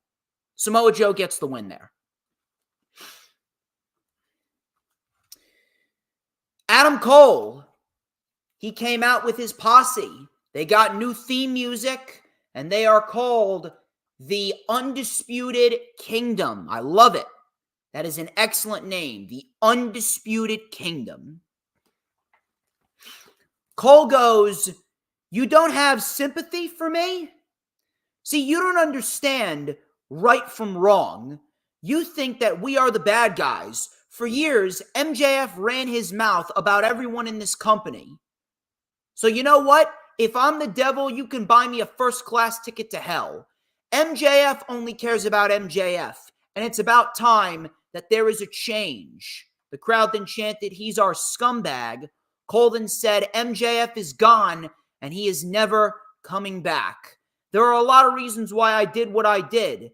You see, MJF needed Adam Cole, not the other way around. I sacrificed everything for that friendship. That's how I broke my ankle. So I'm loving what he's saying so far. He then goes, none of you would be cheering MJF without Adam Cole. I saved MJF's world title reign, and I also ended it. This is about destroying a man to his core. MJF is dead. Crowd then chanted, shut the fuck up. I thought that was great. He goes, we are the Undisputed Kingdom, and we are here to win gold. My best friend Roderick, he will go after the International Championship. You got the Kingdom, Mike Bennett and Matt Taven. They are the Ring of Honor World Tag Team Champions. And Wardlow, he will go after the world title and then forfeit it over to me once I am healthy. And by the way, for those of you wondering, what are they doing with Wardlow? I'll tell you exactly what they're doing with Wardlow, because they just laid out the rest of the year. This right here is going to be a feud throughout the entire year. And Wardlow is going to remain a factor in this feud between Adam Cole and MJF going forward. This is extending all the way to Wembley. He says, Joe, congratulations. We took out Adam Page for you. I hope that you're not the champion when Wardlow fights, because it would suck to have to hurt a friend. The Undisputed Kingdom starts a new chapter in AEW, and the devil is here to stay, baby. Oh, by the way, Adam Cole sitting on his chair. Adam Cole sitting on his chair. Sitting on his chair and just relishing in all of his glory. That right there it's a great sight. I love the fact that they're really making this image the top tier image for this group. Adam Cole sitting in his chair, everyone else standing behind him. All of a sudden, Jay White came out. And by the way, if you guys forgot, Jay White was the first victim of the Undisputed Kingdom. Jay White then said that he didn't like being collateral damage. When you and your friends jumped me, guess what? I'm not alone. And out came the guns. So we get a brawl. It was 4-on-3 before the Acclaimed came out.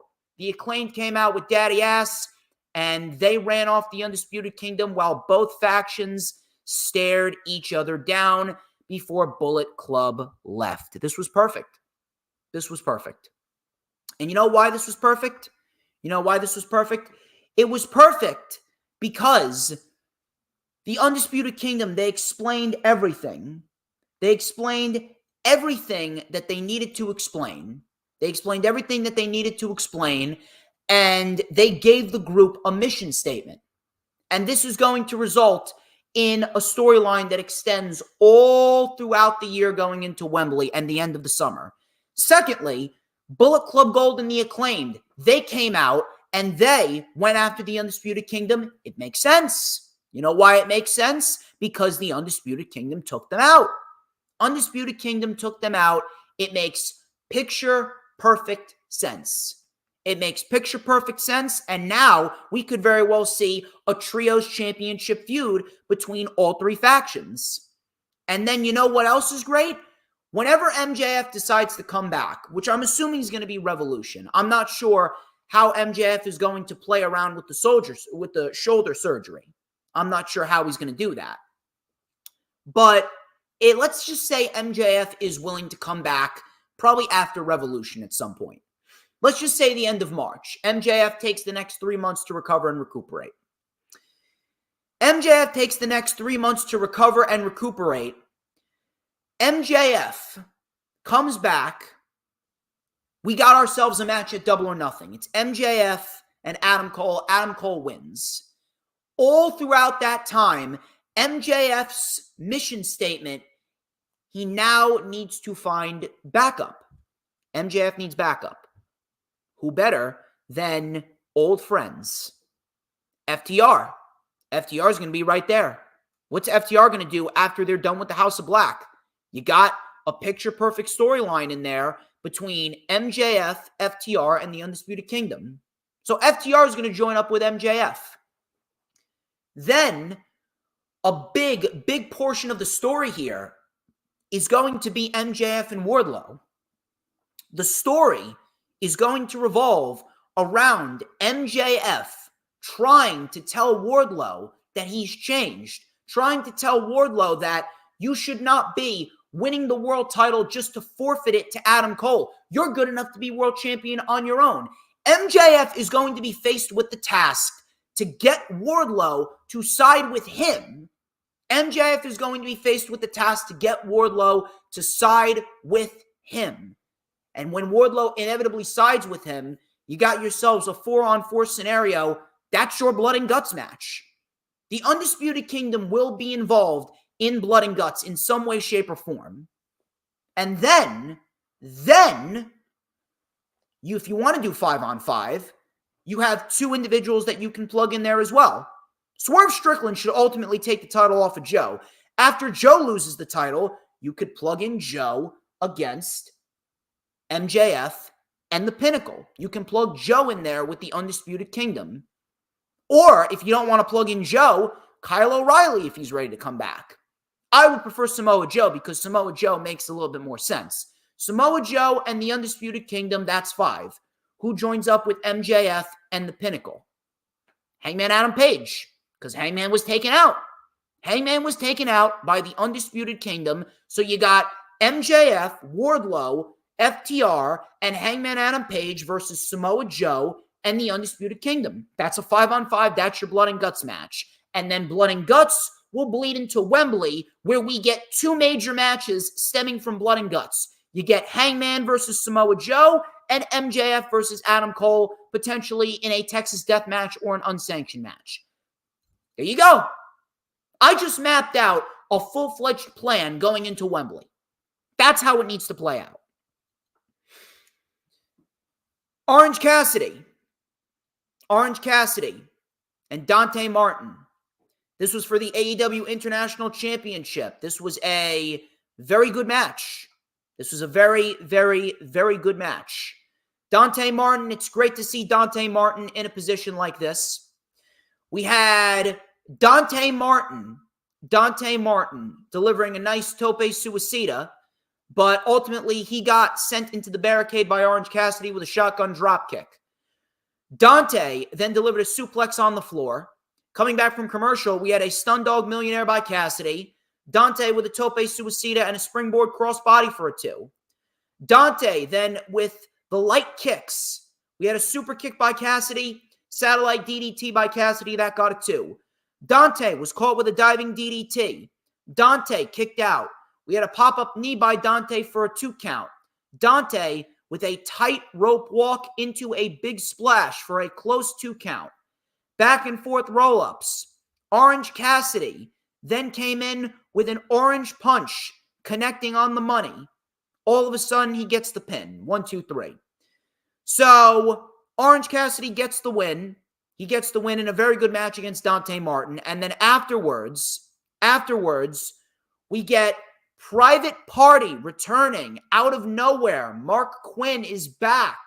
Quinn said that the tag team division has been missing some flavor.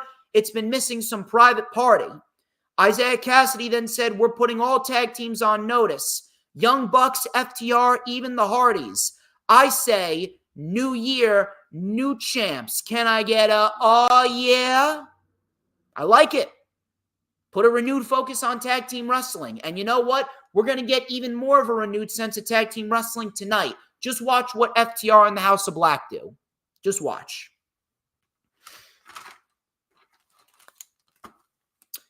Mariah May, she took on Queen Aminata. And this was my first time seeing Mariah May wrestle. And I have to say, Mariah May looked very, very good. She looked very, very, very good. We had a drop kick to the back by Mariah May, which looked stiff.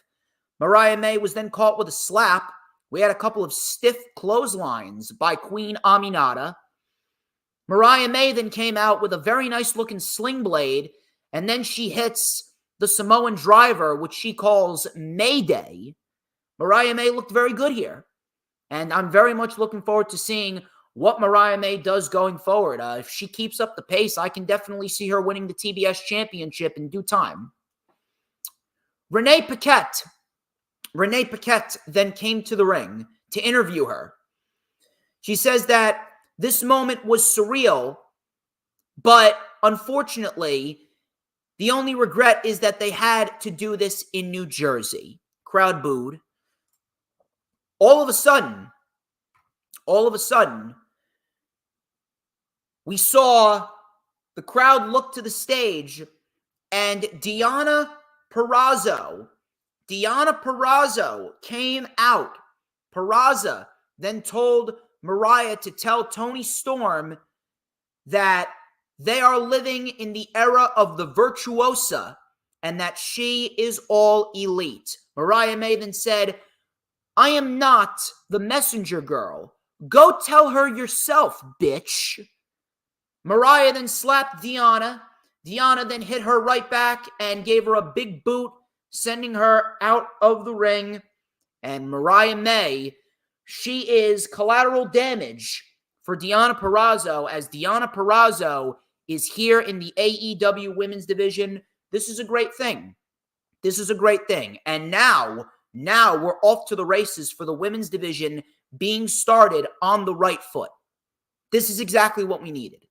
It's exactly what we needed, and I'm very, very, very pleased to see that TK went out there to get Deonna. Now all you need to do is get Mercedes. In comes Jamie Hayter.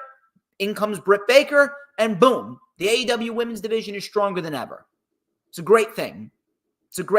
Very, very, very happy to see this. Excellent pickup by TK. Christian Cage, he came out with the patriarchy for the State of the Union address as the two-time TNT champion. Shayna Wayne said that she was disgusted. She goes, "How dare you boo a mother? Show some respect for the greatest TNT champion that has ever lived, Christian Cage." So Tony then tried to say something. Christian cut him off. He said he wanted to thank Mother Wayne. "I wanted to thank my boy, the apple of my eye, Nick Wayne. He put his body on the line when Copeland tried to put him through a flaming table, but he stayed in the fight. He told Nick that he loves him." He then said, "I'd like to thank the man that put the final nail in the coffin of the career that is Adam Copeland. I'd like to thank myself." The crowd then started chanting Luchasaurus. Christian then said, "Shut up. His name is Killswitch." So obviously that right there is going to play into effect later on.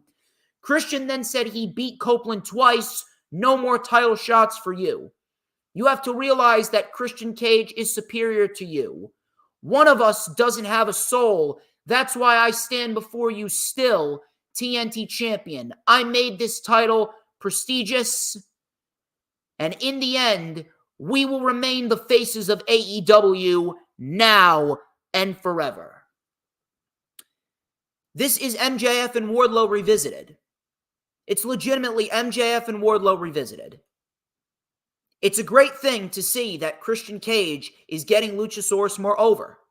It's such a simple storyline. Now, the one thing that I have my reservations about is I really don't want Luchasaurus to end up like Wardlow ended up. Because if that happens, then Tony Khan would have fucked up two mega baby faces that he could have had. Wardlow was a major fuck up. And a lot of that had to do with Tony Khan not putting enough effort into what he was doing with Wardlow because he did not have his head in the right place. He was doing way too fucking much. We need a sense of direction for Luchasaurus after this is all said and done. When Luchasaurus ends up choke slamming the fuck out of Christian Cage, that right there is going to be a great moment. That's going to be a great moment. That right there is going to be a major, and I mean a major babyface moment for him. The question is, what happens afterwards? I don't know. I honest to God don't know. Now, I said at World's End that they shouldn't have had Luchasaurus give up that TNT title opportunity that he earned on the buy-in. They should have kept that with Luchasaurus, and Christian just should have retained. They didn't do that. Not sure why. It was a terrible fucking booking decision, and it really put a damper on what was a great match between Copeland and Christian. Regardless, Wardlow, he was ruined. He was ruined. Thankfully, now he's in something important. You can't do the same thing to Luchasaurus that you did with Wardlow. You can't. You need to play your cards very carefully. You need to have a solid sense of direction. If you don't, shit is not going to work out very well. But as of right now, the storyline, it's not just a storyline with Christian Cage and Adam Copeland. It's a storyline that's getting Nick Wayne more over as a heel, and it's getting Christian Cage more over as a heel. And in turn, Christian Cage's heel work is getting Luchasaurus more over as a babyface. I'm really loving what they're doing here, and I can't wait to hear what Adam Copeland has to say. Darby Allin and Konosuke Takeshita. This was fucking excellent. Excellent shit. Very, very, very pleased with what we got. Takeshita, he brought the fight to Darby Allin for sure. Darby then came in with a tope suicida, but Takeshita caught him with a nasty knee. All of a sudden, we had a rolling chaos theory. The rolling German suplex that Chad Gable usually does. Chaos theory on the ramp by Takeshita to Darby, which looked awesome. From there, we had an avalanche stunner. Avalanche stunner by Darby coming back from commercial. Cannonball suicida crushed Takeshita. Takeshita with the cradle tombstone. Crowd chanted, "This is awesome." Takeshita then took himself over the barricade. Darby with an avalanche coffin splash to the floor. Ref counted. Takeshita made it back in. Code red for a close 2 count. Takeshita got the knees up on the coffin drop. We had 2 German suplexes, a big lariat, a big boot, avalanche German suplex, and a V-trigger, and Takeshita gets the win in one hell of a fucking fight. And I said this once, I'll say it again. Konosuke Takeshita needs to be a priority on AEW TV in 2024. And we need to have him win more matches clean. Keep that up. Have him win more matches clean. Keep up that momentum. Don Callis, he then challenged Darby and Sting to a tag team match next week against Hobbs and Takeshita. I like that. And you know why? It is storyline continuation. Storyline continuation from World's End. That's all we wanted. Week-to-week booking, storyline continuation. You take a look at what we have going on, and there's a lot of storyline continuation that we've seen over the course of the last number of weeks. They started off Dynamite, continuing storylines from World's End. We're going to hear from Adam Copeland tonight on Collision. He's going to respond to Christian Cage. We got FTR and the House of Black, what they've been doing, and how FTR and the House of Black have been feuding for God knows how many months now. We're finally getting this tag team match. Simple. Probably get some more matches booked for the show. This was the only blemish on Dynamite. The only blemish on Dynamite was who was in this Fatal 4-Way match. It was Trent Beretta, Brian Cage, Brian Keith, and El Hijo del Vikingo. This was a number 1 contenders match to see who was going to fight Eddie Kingston for the Continental Crown on Collision. Now, I understand you want to give new people the opportunity. I do. I understand you want to give new people the opportunity, and I understand that you want to have Eddie Kingston be a fighting champion. I do. But what I don't understand is, why is it that you took 4 random individuals that haven't done anything to earn a championship title match to begin with? What do these 4 individuals have to do with Eddie Kingston? See, what they should have done is they should have had 4 individuals that competed in the Continental Classic, 4 runners-up in this match, and they should have fought for the right to fight Kingston. You could have picked Claudio, Brody, Roosh, and Mark Briscoe. Those 4 individuals would have been perfect. And then Brody could have won. You could have given us a rematch between Brody and Kingston. That would have made sense. because Kingston, he was not able to beat Brody. Kingston, he did not beat him. Brody was the only individual that Eddie Kingston did not beat in the Continental Classic. He beat everyone else. He beat Garcia. He beat Andrade. He beat Bryan Danielson. He did not beat Brody King. That would have been a perfect, and I mean a perfect story to tell. And it would have been simple too. You already got Malachi and Buddy competing on Collision. Why not give us Brody King competing on Collision too? Kind of stupid if you ask me. Now, that being said, this was a very good match. I can't really complain about that. So, we had some quick offense out of the gate. Vikingo mixed it up a little bit with Brian Cage. I would actually love to see a match between those two. We had a half and half by Trent Pescado on Cage. Brainbuster by Brian Cage on the floor. Coming back from commercial, we had a springboard dropkick by Vikingo on Cage. We had a headbutt by Brian Keith. Cage then with a kick to Keith and an avalanche German suplex by Beretta. We had a big knee. Vikingo broke it up with a splash. Keith then stopped Vikingo and all four men were down. Cage then with an F5 on Keith. We had Vikingo breaking that one up. We had a powerbomb by Beretta on Cage. Trent was able to get a 2 count. Danhausen then came in and cursed Brian Cage. Brian Cage was taken out. We had a moonsault by Vikingo taking out Cage. Keith then with a running headbutt. Beretta kicked out. Beretta then with strong 0, and Beretta gets the victory. Very good Fatal 4-Way match. But again, why is it that you took 4 random guys rather than take 4 individuals that were in the Continental Classic that had story and history with Eddie Kingston, and that match could have been to determine the number 1 contender for Eddie Kingston? I understand that Eddie Kingston's not going to be losing as of lately, but don't you think it would have been a better story if you had Brody win this Fatal 4-Way match? Brody, Claudio, Roosh, and Mark Briscoe, 2 Gold League, 2 Blue League. Brody wins the Fatal 4-Way, and then Brody goes and fights Kingston, and Kingston's got to face the one guy that he didn't beat. He beat everyone but Brody. That would have been a very nice story to tell, but they didn't do that.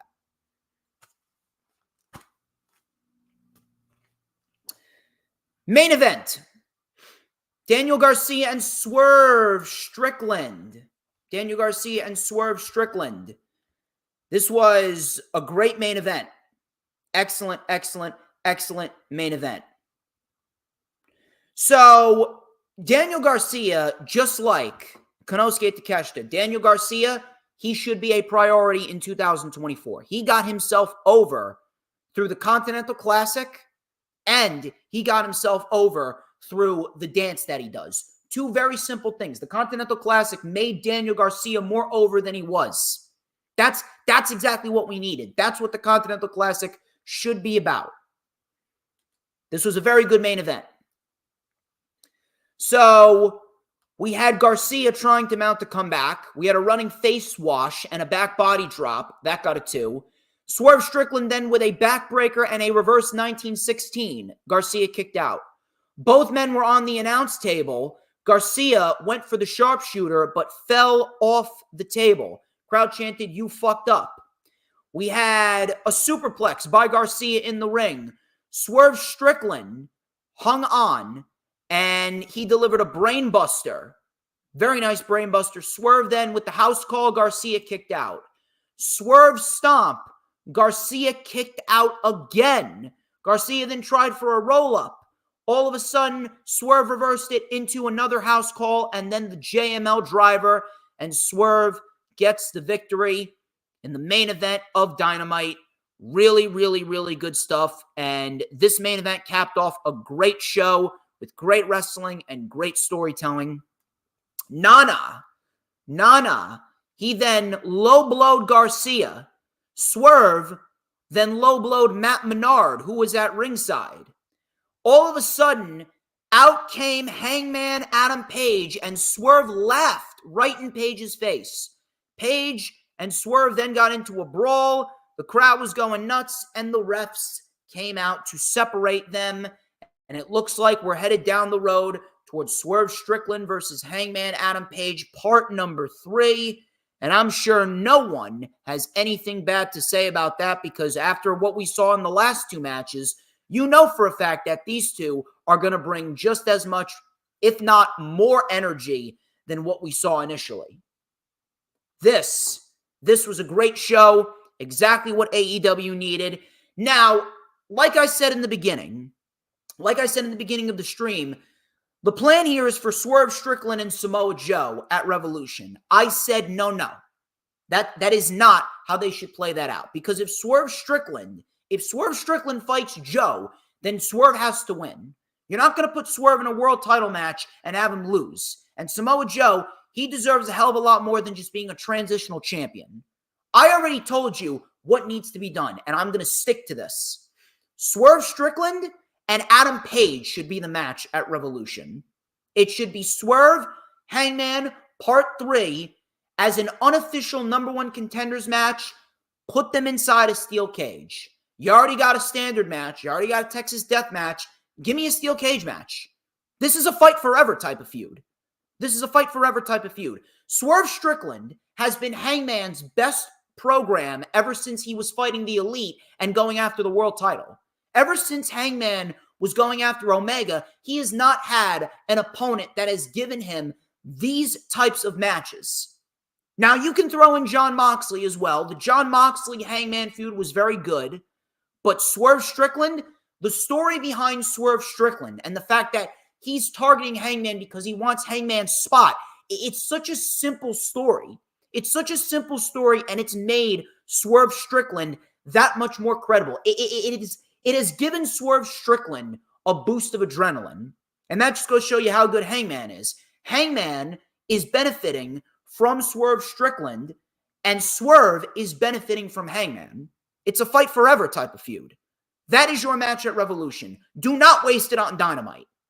Your 3-headed monster at Revolution should be Sting's last match, probably against Darby. It should be Swerve and Hangman steel cage.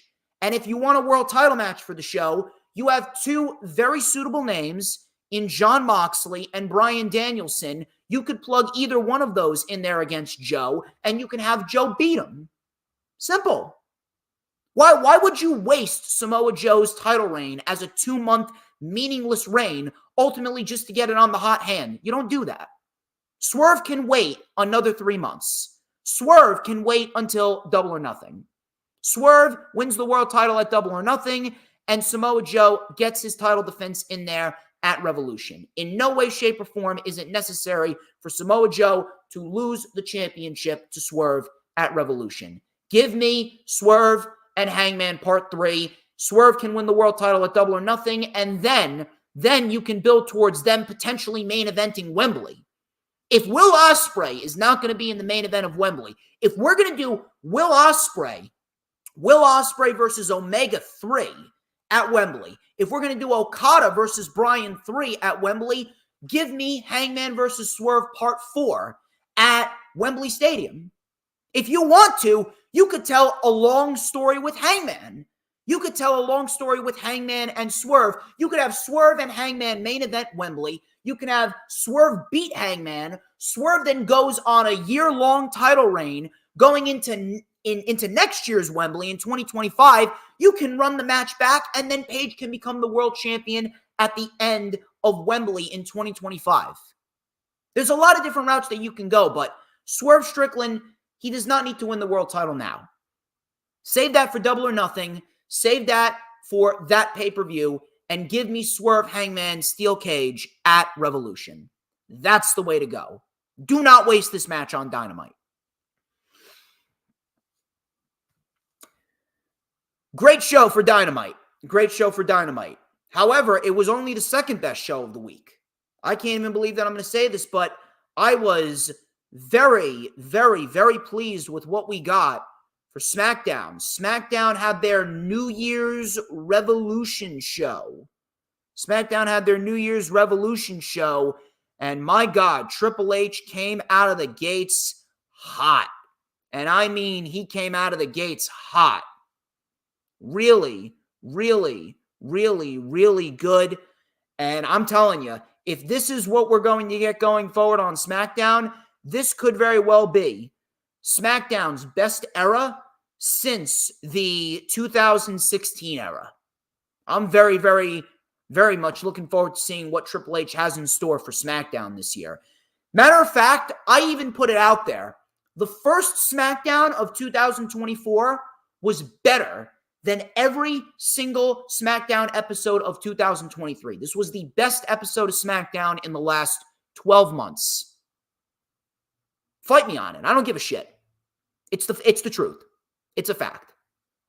This was a fantastic show. This was a legit mini pay-per-view. It felt like a mini pay-per-view. It felt important. It felt big. Matter of fact, it almost felt like a Raw after Mania. It felt like a classic Raw after Mania that we used to get back in the day. Kevin Owens. He took on Santos Escobar.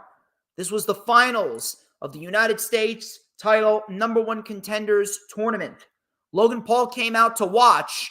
The LWO then came out, and they ran off Angel and Humberto. Angel and Humberto, they are affiliated with Santos. And that is a great move. I think that is going to be a great, and I mean a great, feud going forward with the LWO when Rey Mysterio comes back. So we get Rey Mysterio and the LWO versus Santos Escobar and his posse. Legado del Fantasma, I'm assuming. So Kevin Owens came out of the gate hot. Cannonball and a frog splash. That got a 2 count. Escobar then targeted the broken hand, tilt-a-whirl backbreaker, and a tope suicida, sending Owens into the barricade. Coming back from commercial, Owens with an avalanche fisherman buster. Coming back from a second commercial, Owens then with a cannonball senton off of the apron onto Santos Escobar. We had a swanton bomb in the ring. Knees were up. Double knees in the corner and a Hurricane Rana off the middle rope by Santos. Santos then went up to the top and delivered a frog splash. That got a 2. Owens with a rolling senton for a 2 count. We had a roll up by Escobar, another 2 count. Hurricane Rana by Escobar. Owens then with a pop-up powerbomb and a stunner. And Owens gets the win in what was a pay-per-view worthy match. This was probably Santos Escobar's best match that we've seen of him ever since the match with Ricochet about 1 year ago at the end of 2022 when they had the SmackDown World Cup. I remember that match, and my God, those two absolutely fucking tore the house down. I was very pleased with what those two did, and in the end, Santos kind of fell by the wayside a little bit. He almost felt like he never had a breakout match up until right now. I'm not really sure what they were doing with Escobar this whole time, but I'm very, very happy that Santos Escobar is back doing what Santos Escobar does best, and that's go out there and put on bangers. Pay-per-view worthy match to kick off SmackDown.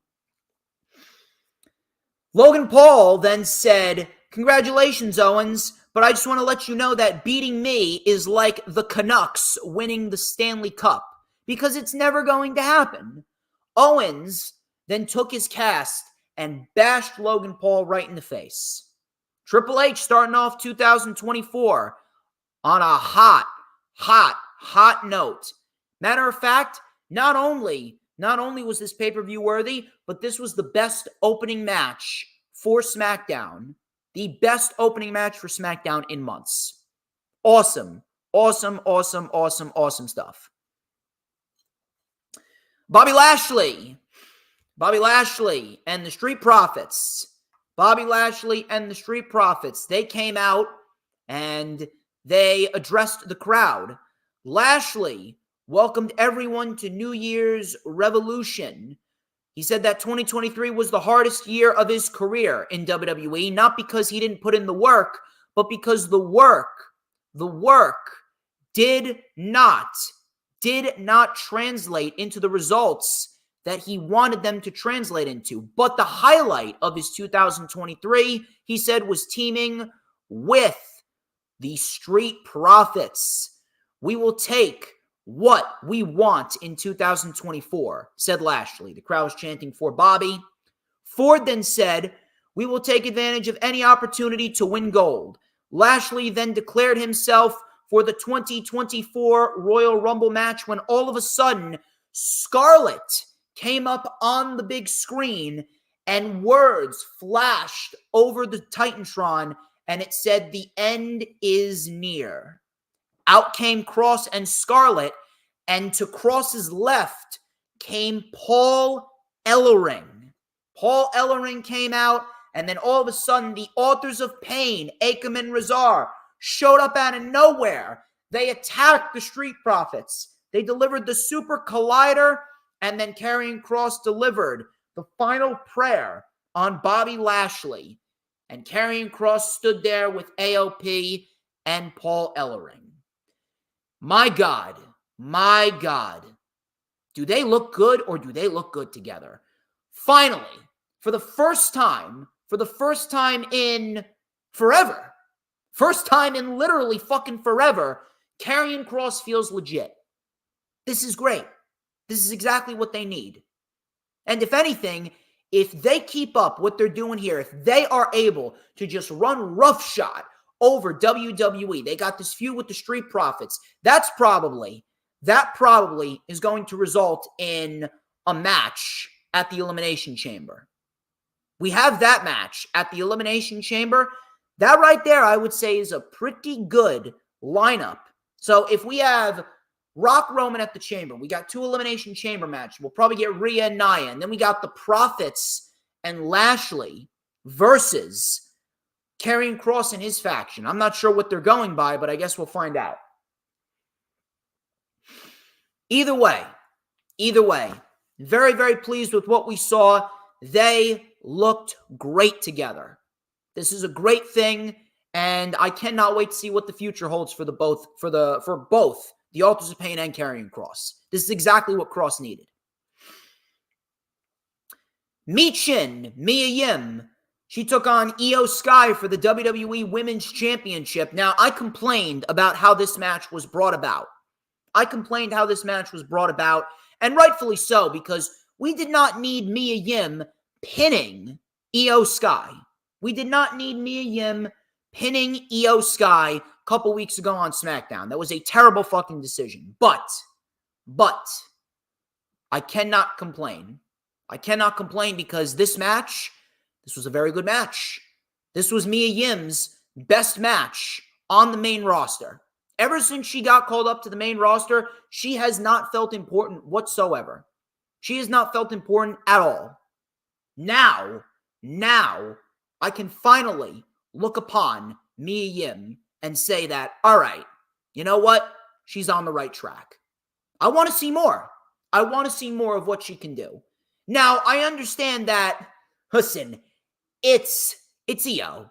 It's Io Sky, and Io brings out the best in everyone. But regardless, I cannot take away from what Michin did. So, we had some back and forth counters. We had a stomp by Io. Michin then with a tope suicida on Io. Coming back from commercial, we had a gut-wrench suplex by Yim. Cannonball Senton connects for a 2 count. Codebreaker by Mia Yim out of the corner. That looked very nice. We had a half crab by Mia Yim. Io was able to get to the ropes.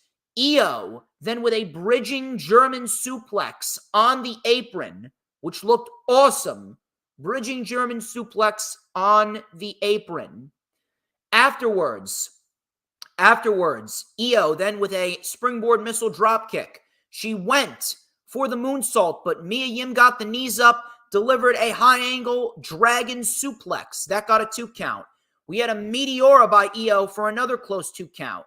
We had both women now up on the top.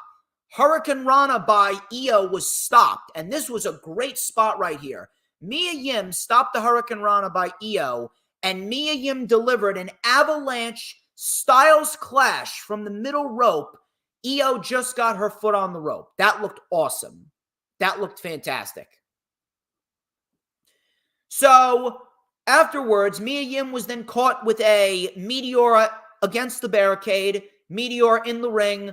Over the moonsault connects, and Io Sky retains the championship in a very good match. Very, very pleased with what we got here, and I want to see more of what Mia Yim can do. Mia Yim's best match on WWE TV on the main roster so far. Paul Heyman. Paul Heyman came up on the screen, and he talked about what The Rock said. He talked about The Rock not going to get a chance to sit at the head of the table. You see, there are two ways to gain relevancy in 2024. Date Taylor Swift and call out Roman Reigns. Everyone wants a rub on the island of relevancy. Whoever wins tonight will be smashed by the head of the table at the Rumble, because there is not a man, not one man, that can beat Roman Reigns. And when he said there is not one man that can beat Roman Reigns, that kind of gave us a little clue as to where they were going to go.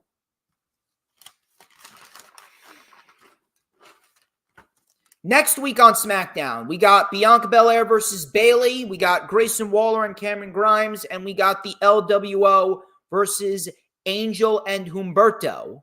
Kind of a weak card, if you ask me. Pretty deadly. They took on Butch and a partner of his choosing, and Butch ended up choosing Tyler Bate. Tyler Bate was Butch's partner, and I could not be happier. This was an excellent move by Triple H. Tyler Bate, let me tell you something. Tyler Bate has been well overdue for a main roster call-up. Tyler Bate is fantastic at what he does. Everything that Tyler Bate does, he does it so flawlessly. I don't think I've ever seen this kid botch. How old is this kid? What, 26? Not even 20, 25? How old is he? Seriously, how old is he? He's this young. He's this young, and he's this good. The guy is flawless in everything that he does. And him reuniting with Butch, with British Strong Style, this right here is going to give both the tag team division and the mid-card a shot of adrenaline that it needs. This is a great move.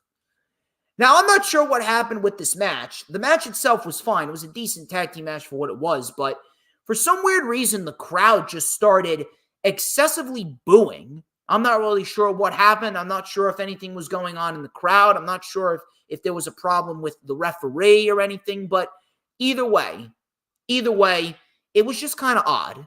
Just kind of odd that the crowd just started booing massively out of nowhere. But regardless, Tyler Bate and Butch, Tyler Bate and Pete Dunne, whatever you want to call them, this was an excellent move.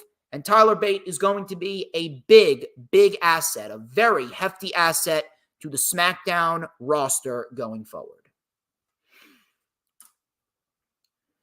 AJ Styles, Randy Orton, and LA Knight, #1 contenders match.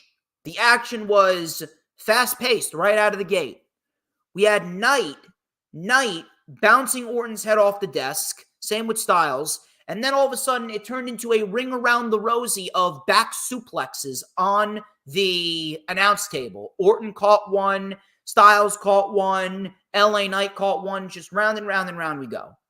Orton then with a draping DDT to Styles in the ring. Knight then took out Orton. Styles then with a forearm to Knight. Coming back from commercial, Styles remained in control. All of a sudden, Knight mounted a comeback. He hit a BFT on Orton. He thought he was going to get the win, but Styles stopped the referee's hand. LA Knight couldn't believe it. We then had a Pele kick by Styles on Knight. Crowd was chanting, "This is awesome." We had a springboard 450 by AJ Styles. Knight kicked out. Knight was then busted open. We had a phenomenal forearm. 1, 2.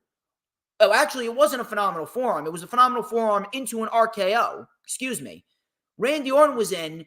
He delivered an RKO mid-phenomenal forearm to AJ Styles, and LA Knight pulled the ref out. Shout out to Raging Girl Gamer, who decided to stop on by. Thank you very much. Shout out to Hula Grim as well. Good week for pro wrestling, Hula Grim. Good week for pro wrestling indeed. All of a sudden, the referee was pulled out. Roman's music hit, and the bloodline came out. The Bloodline came out. We get this big brawl, which resulted in all the competitors being taken out by the Bloodline. Nick Aldis came out there. Nick Aldis then told Heyman, when Roman's done celebrating, make sure that you tell him he's defending the title at the Royal Rumble in a fatal four-way match with all four of these guys. Now, this was the only blemish on SmackDown. Raw probably had the most blemishes out of all the shows this week. But SmackDown and Dynamite were as perfect as you can get. But there was one blemish on SmackDown. The one blemish on SmackDown was the fact that you have a triple threat match. A triple threat match ending in a no contest. How does a triple threat match, a match with no DQ, no disqualification, no rules pretty much, how does that match end in a no contest when we are having a match that realistically must have a winner no matter what? I really don't understand. I really don't understand the mentality of having a triple threat match end just because the Bloodline came out there and destroyed everyone. A triple threat match should only end via pinfall or submission. You see, that's what pissed me off. It was a waste of time. It was a waste of time if you were ultimately going to book the Fatal 4-Way match. If you were going to book the Fatal 4-Way match, why didn't you just book the Fatal 4-Way match? Kind of stupid if you ask me. Kind of stupid that you're booking this match for New Year's Revolution for the first show of 2024 for SmackDown, and you have it end in a no contest. That was the only thing that I could not stand about SmackDown. Other than that, SmackDown was excellent. Hope you guys are having a good time. Thank you very much to Earl Cole. Thank you very much to Raging Girl Gamer, to Hooligram, to Dan Lehman. Shout out to Dan Lehman. Hope you guys are having a very fun time. We're going to go over Rampage. We're going to go over Rampage, and then we are going to get on out of here.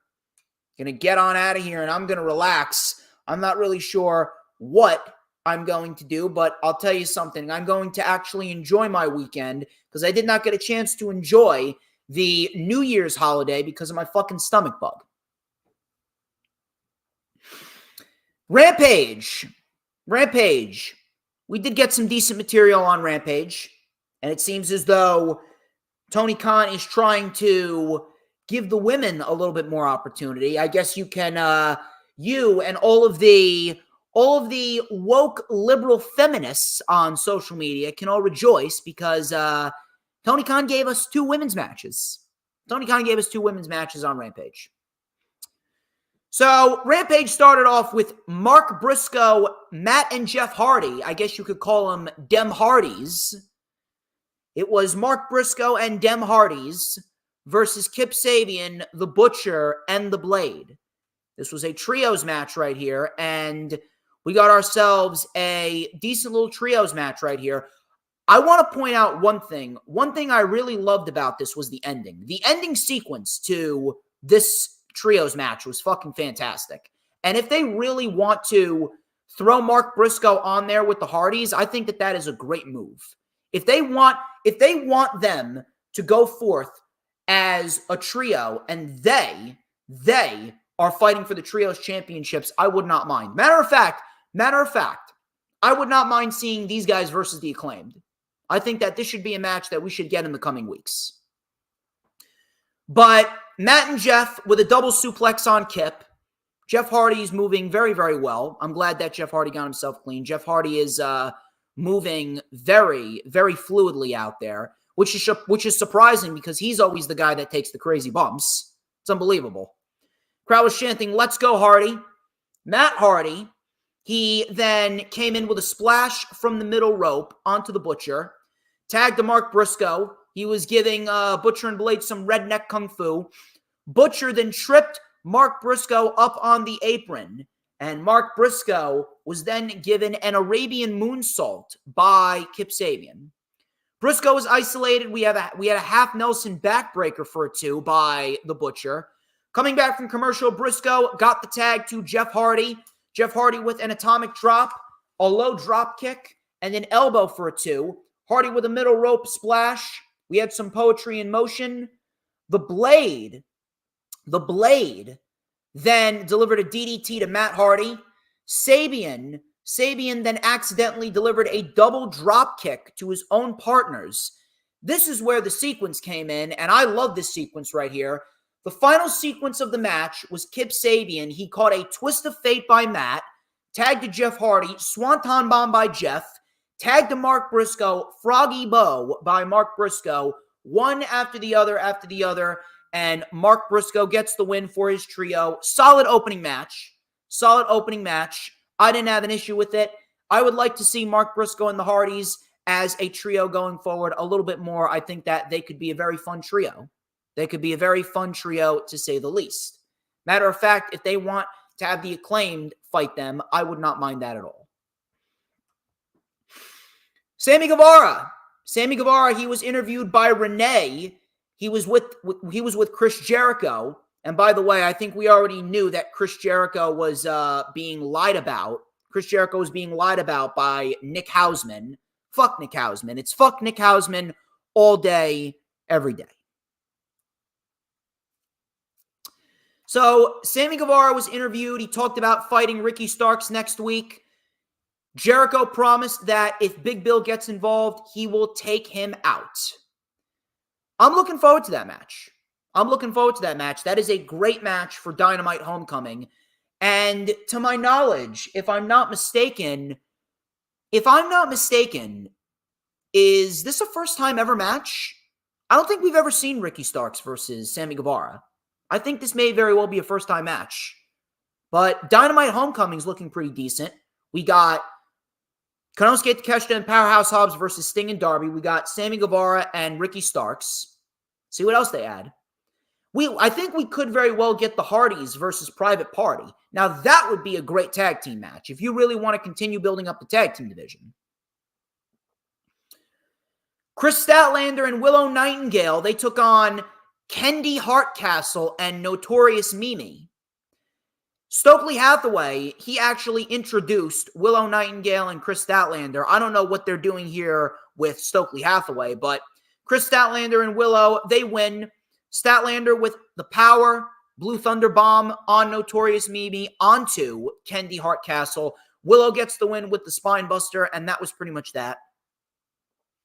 Listen, Stokely is a hit or miss. But a heel turn for Chris Statlander, that is something that I'm actually intrigued in.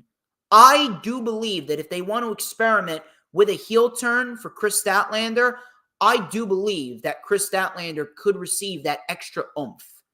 It almost seems like she's gone as far as she can go as a babyface.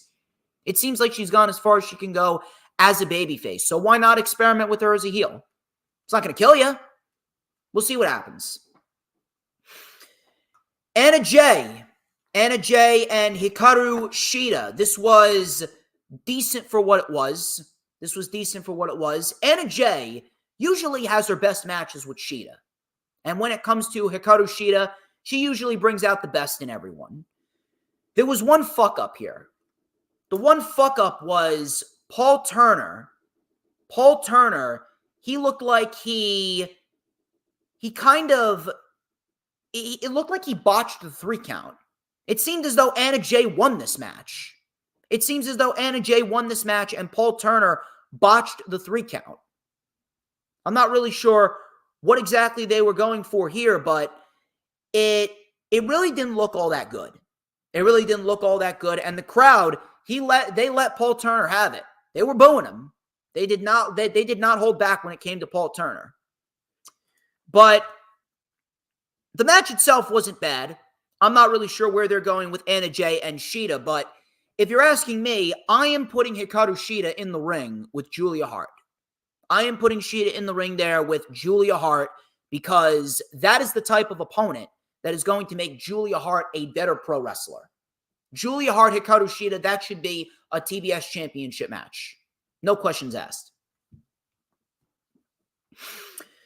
We had some quick action right out of the gate. We had a tilt-a-whirl backbreaker on Anna Jay by Shida. We had a rising knee lift as well. Jay then sent Shida into the barricade. Coming back from commercial, Shida with the rapid punches. We had a running palm strike and a brain buster for a 2. Anna Jay then with a pendulum kick and a gory bomb for a 2. Shida with a lariat, Falcon Arrow. Anna Jay reversed it, and Paul Turner, clearly he fucked up a pinfall right there. I'm not sure what was going on there, but Paul Turner, you might wanna, correct yourself next time. I'm not sure if it was on Paul Turner's behalf or it was on Shida's behalf. Either way, it did not look good. Shida then with a running knee, Jay kicked out. Shida kept the pressure on Jay with a diving Meteora and the Katana. Shida gets the win. I'm assuming that we are going to get Shida challenging for the TBS Championship sooner rather than later. I'm not sure why they're waiting on it. Not sure why they're waiting on it. This was great right here. I'll tell you what was the highlight of Rampage for me. Jay Lethal and Jeff Jarrett, they had a sit-down interview, and they were throwing out some verbal sparring sessions at each other. So Jeff Jarrett said, we're not going to get anywhere with this loser right here. You know, I've beaten Jeff Hardy, I've beaten Dax Harwood, I've beaten Eddie Kingston. Jay then said, hold up. You wouldn't have beaten any of those matches if it wasn't for my help. So as far as I'm concerned, you didn't win shit. Jeff then said, all right, tough guy, well, why don't you go start a winning streak of your own then? This was great. Simple. So simple. They're taking the losses that Jay Lethal suffered in the Continental Classic, and they're making a storyline out of it. They're making a storyline out of it that's ultimately going to result in Jay Lethal breaking away from Jeff Jarrett's posse. Love it. It's so simple. It's simple. It's perfect. This is what we need. That is exactly what we need for Jay Lethal. And now we're going to see Jay Lethal getting back to doing what Jay Lethal does best, and that's go in there and fucking wrestle. Main event. The main event was Commander versus Wheeler Yuta for the Ring of Honor Pure Wrestling Championship. I don't know why. I honest to God do not know why. Listen, I've talked about this numerous amounts of times. Why are Ring of Honor championships being defended on AEW TV? Why is this not being defended on Ring of Honor TV? Why do you not have a sense of structure that is going to make Ring of Honor TV and AEW TV better? This is why people look down on Rampage. This is why people look down on Rampage. I'm not going to look down on Rampage. I've said it once. I'll say it again. We really need to put it to bed that Rampage is a bad show. Rampage is not a bad show, but this is the reason why people have their reservations, because you're putting matches that do not belong on AEW TV on AEW TV. This should be on Ring of Honor TV. Now, that being said, the match itself was very good for what it was. It was very good for what it was. The wrestling has never been a problem. It's all about the structure. What match? Why is this match relevant to what is going on AEW TV right now? Wheeler Yuta is doing nothing. You have no plans for Wheeler Yuta on AEW TV. He just lost to Hook. Why is he on AEW TV if you do not have solid AEW plans for him? He should be on Ring of Honor TV. Now, match was very good, regardless. Wheeler made Commander use his rope breaks pretty early on. We had Yuta delivering a closed fist to the face, but the ref didn't see it. Coming back from commercial, Commander with a sunset flip powerbomb sending Yuta into the buckle. We had a springboard drop kick, tornado DDT for a 2 count. Yuta then with an Olympic slam for a 2. Kimura lock by Yuta. Commander used his final rope break. Commander with a spin kick. Rebound German suplex by Yuta for a 2. Back and forth roll-ups. Hammer and anvil elbows. Kimura lock by Yuta. There were no more rope breaks for Commander. Commander had no choice. Commander tapped out. Wheeler Yuta retains. the Ring of Honor Pure Championship in the main event of Rampage. A match that realistically should not have been on the show and should have been saved for Ring of Honor TV. Or if you wanted to, you could have saved it for Ring of Honor Supercard of Honor. Regardless, that wraps up this edition of the Lightning Flash Update. A wildly successful first stream of 2024, and I would like to thank each and every single one of you for stopping on by. Thank you very much for Dylan, for Raging Girl Gamer, Earl Cole, Hula Grim, The Final Hoss, Sarah Habka. You guys have been fantastic, and I'm very, very happy to have you guys on my team, on the DJ Storms Posse, because guess what? The DJ Storms Posse, we are inevitable. We are absolutely inevitable. 2024 is already off to a banger start. It's going to be a big year for the DJ Storms brand. Please do not forget to like, comment, and subscribe. Check out all those links in the description. It's going to be one hell of a month. We got ourselves the Royal Rumble coming up. NXT Vengeance Day is coming up. We got Elimination Chamber coming up. Revolution, WrestleMania. It's going to be one hell of a WrestleMania season. It is going to be one hell of a WrestleMania season, and I cannot wait to see what pro wrestling has in store for us as we are getting set for 2024. It's going to be a good one. Like, comment, subscribe. Check out all those links in the description. Until next time, I am DJ Storms. This has been the Lightning Flash Update. But before we get out of here, obviously, you already know the drill. You got to tell me, people, who runs the IWC as I take a drink. I'll tell you who runs the IWC. Who? But DJ motherfucking Storms.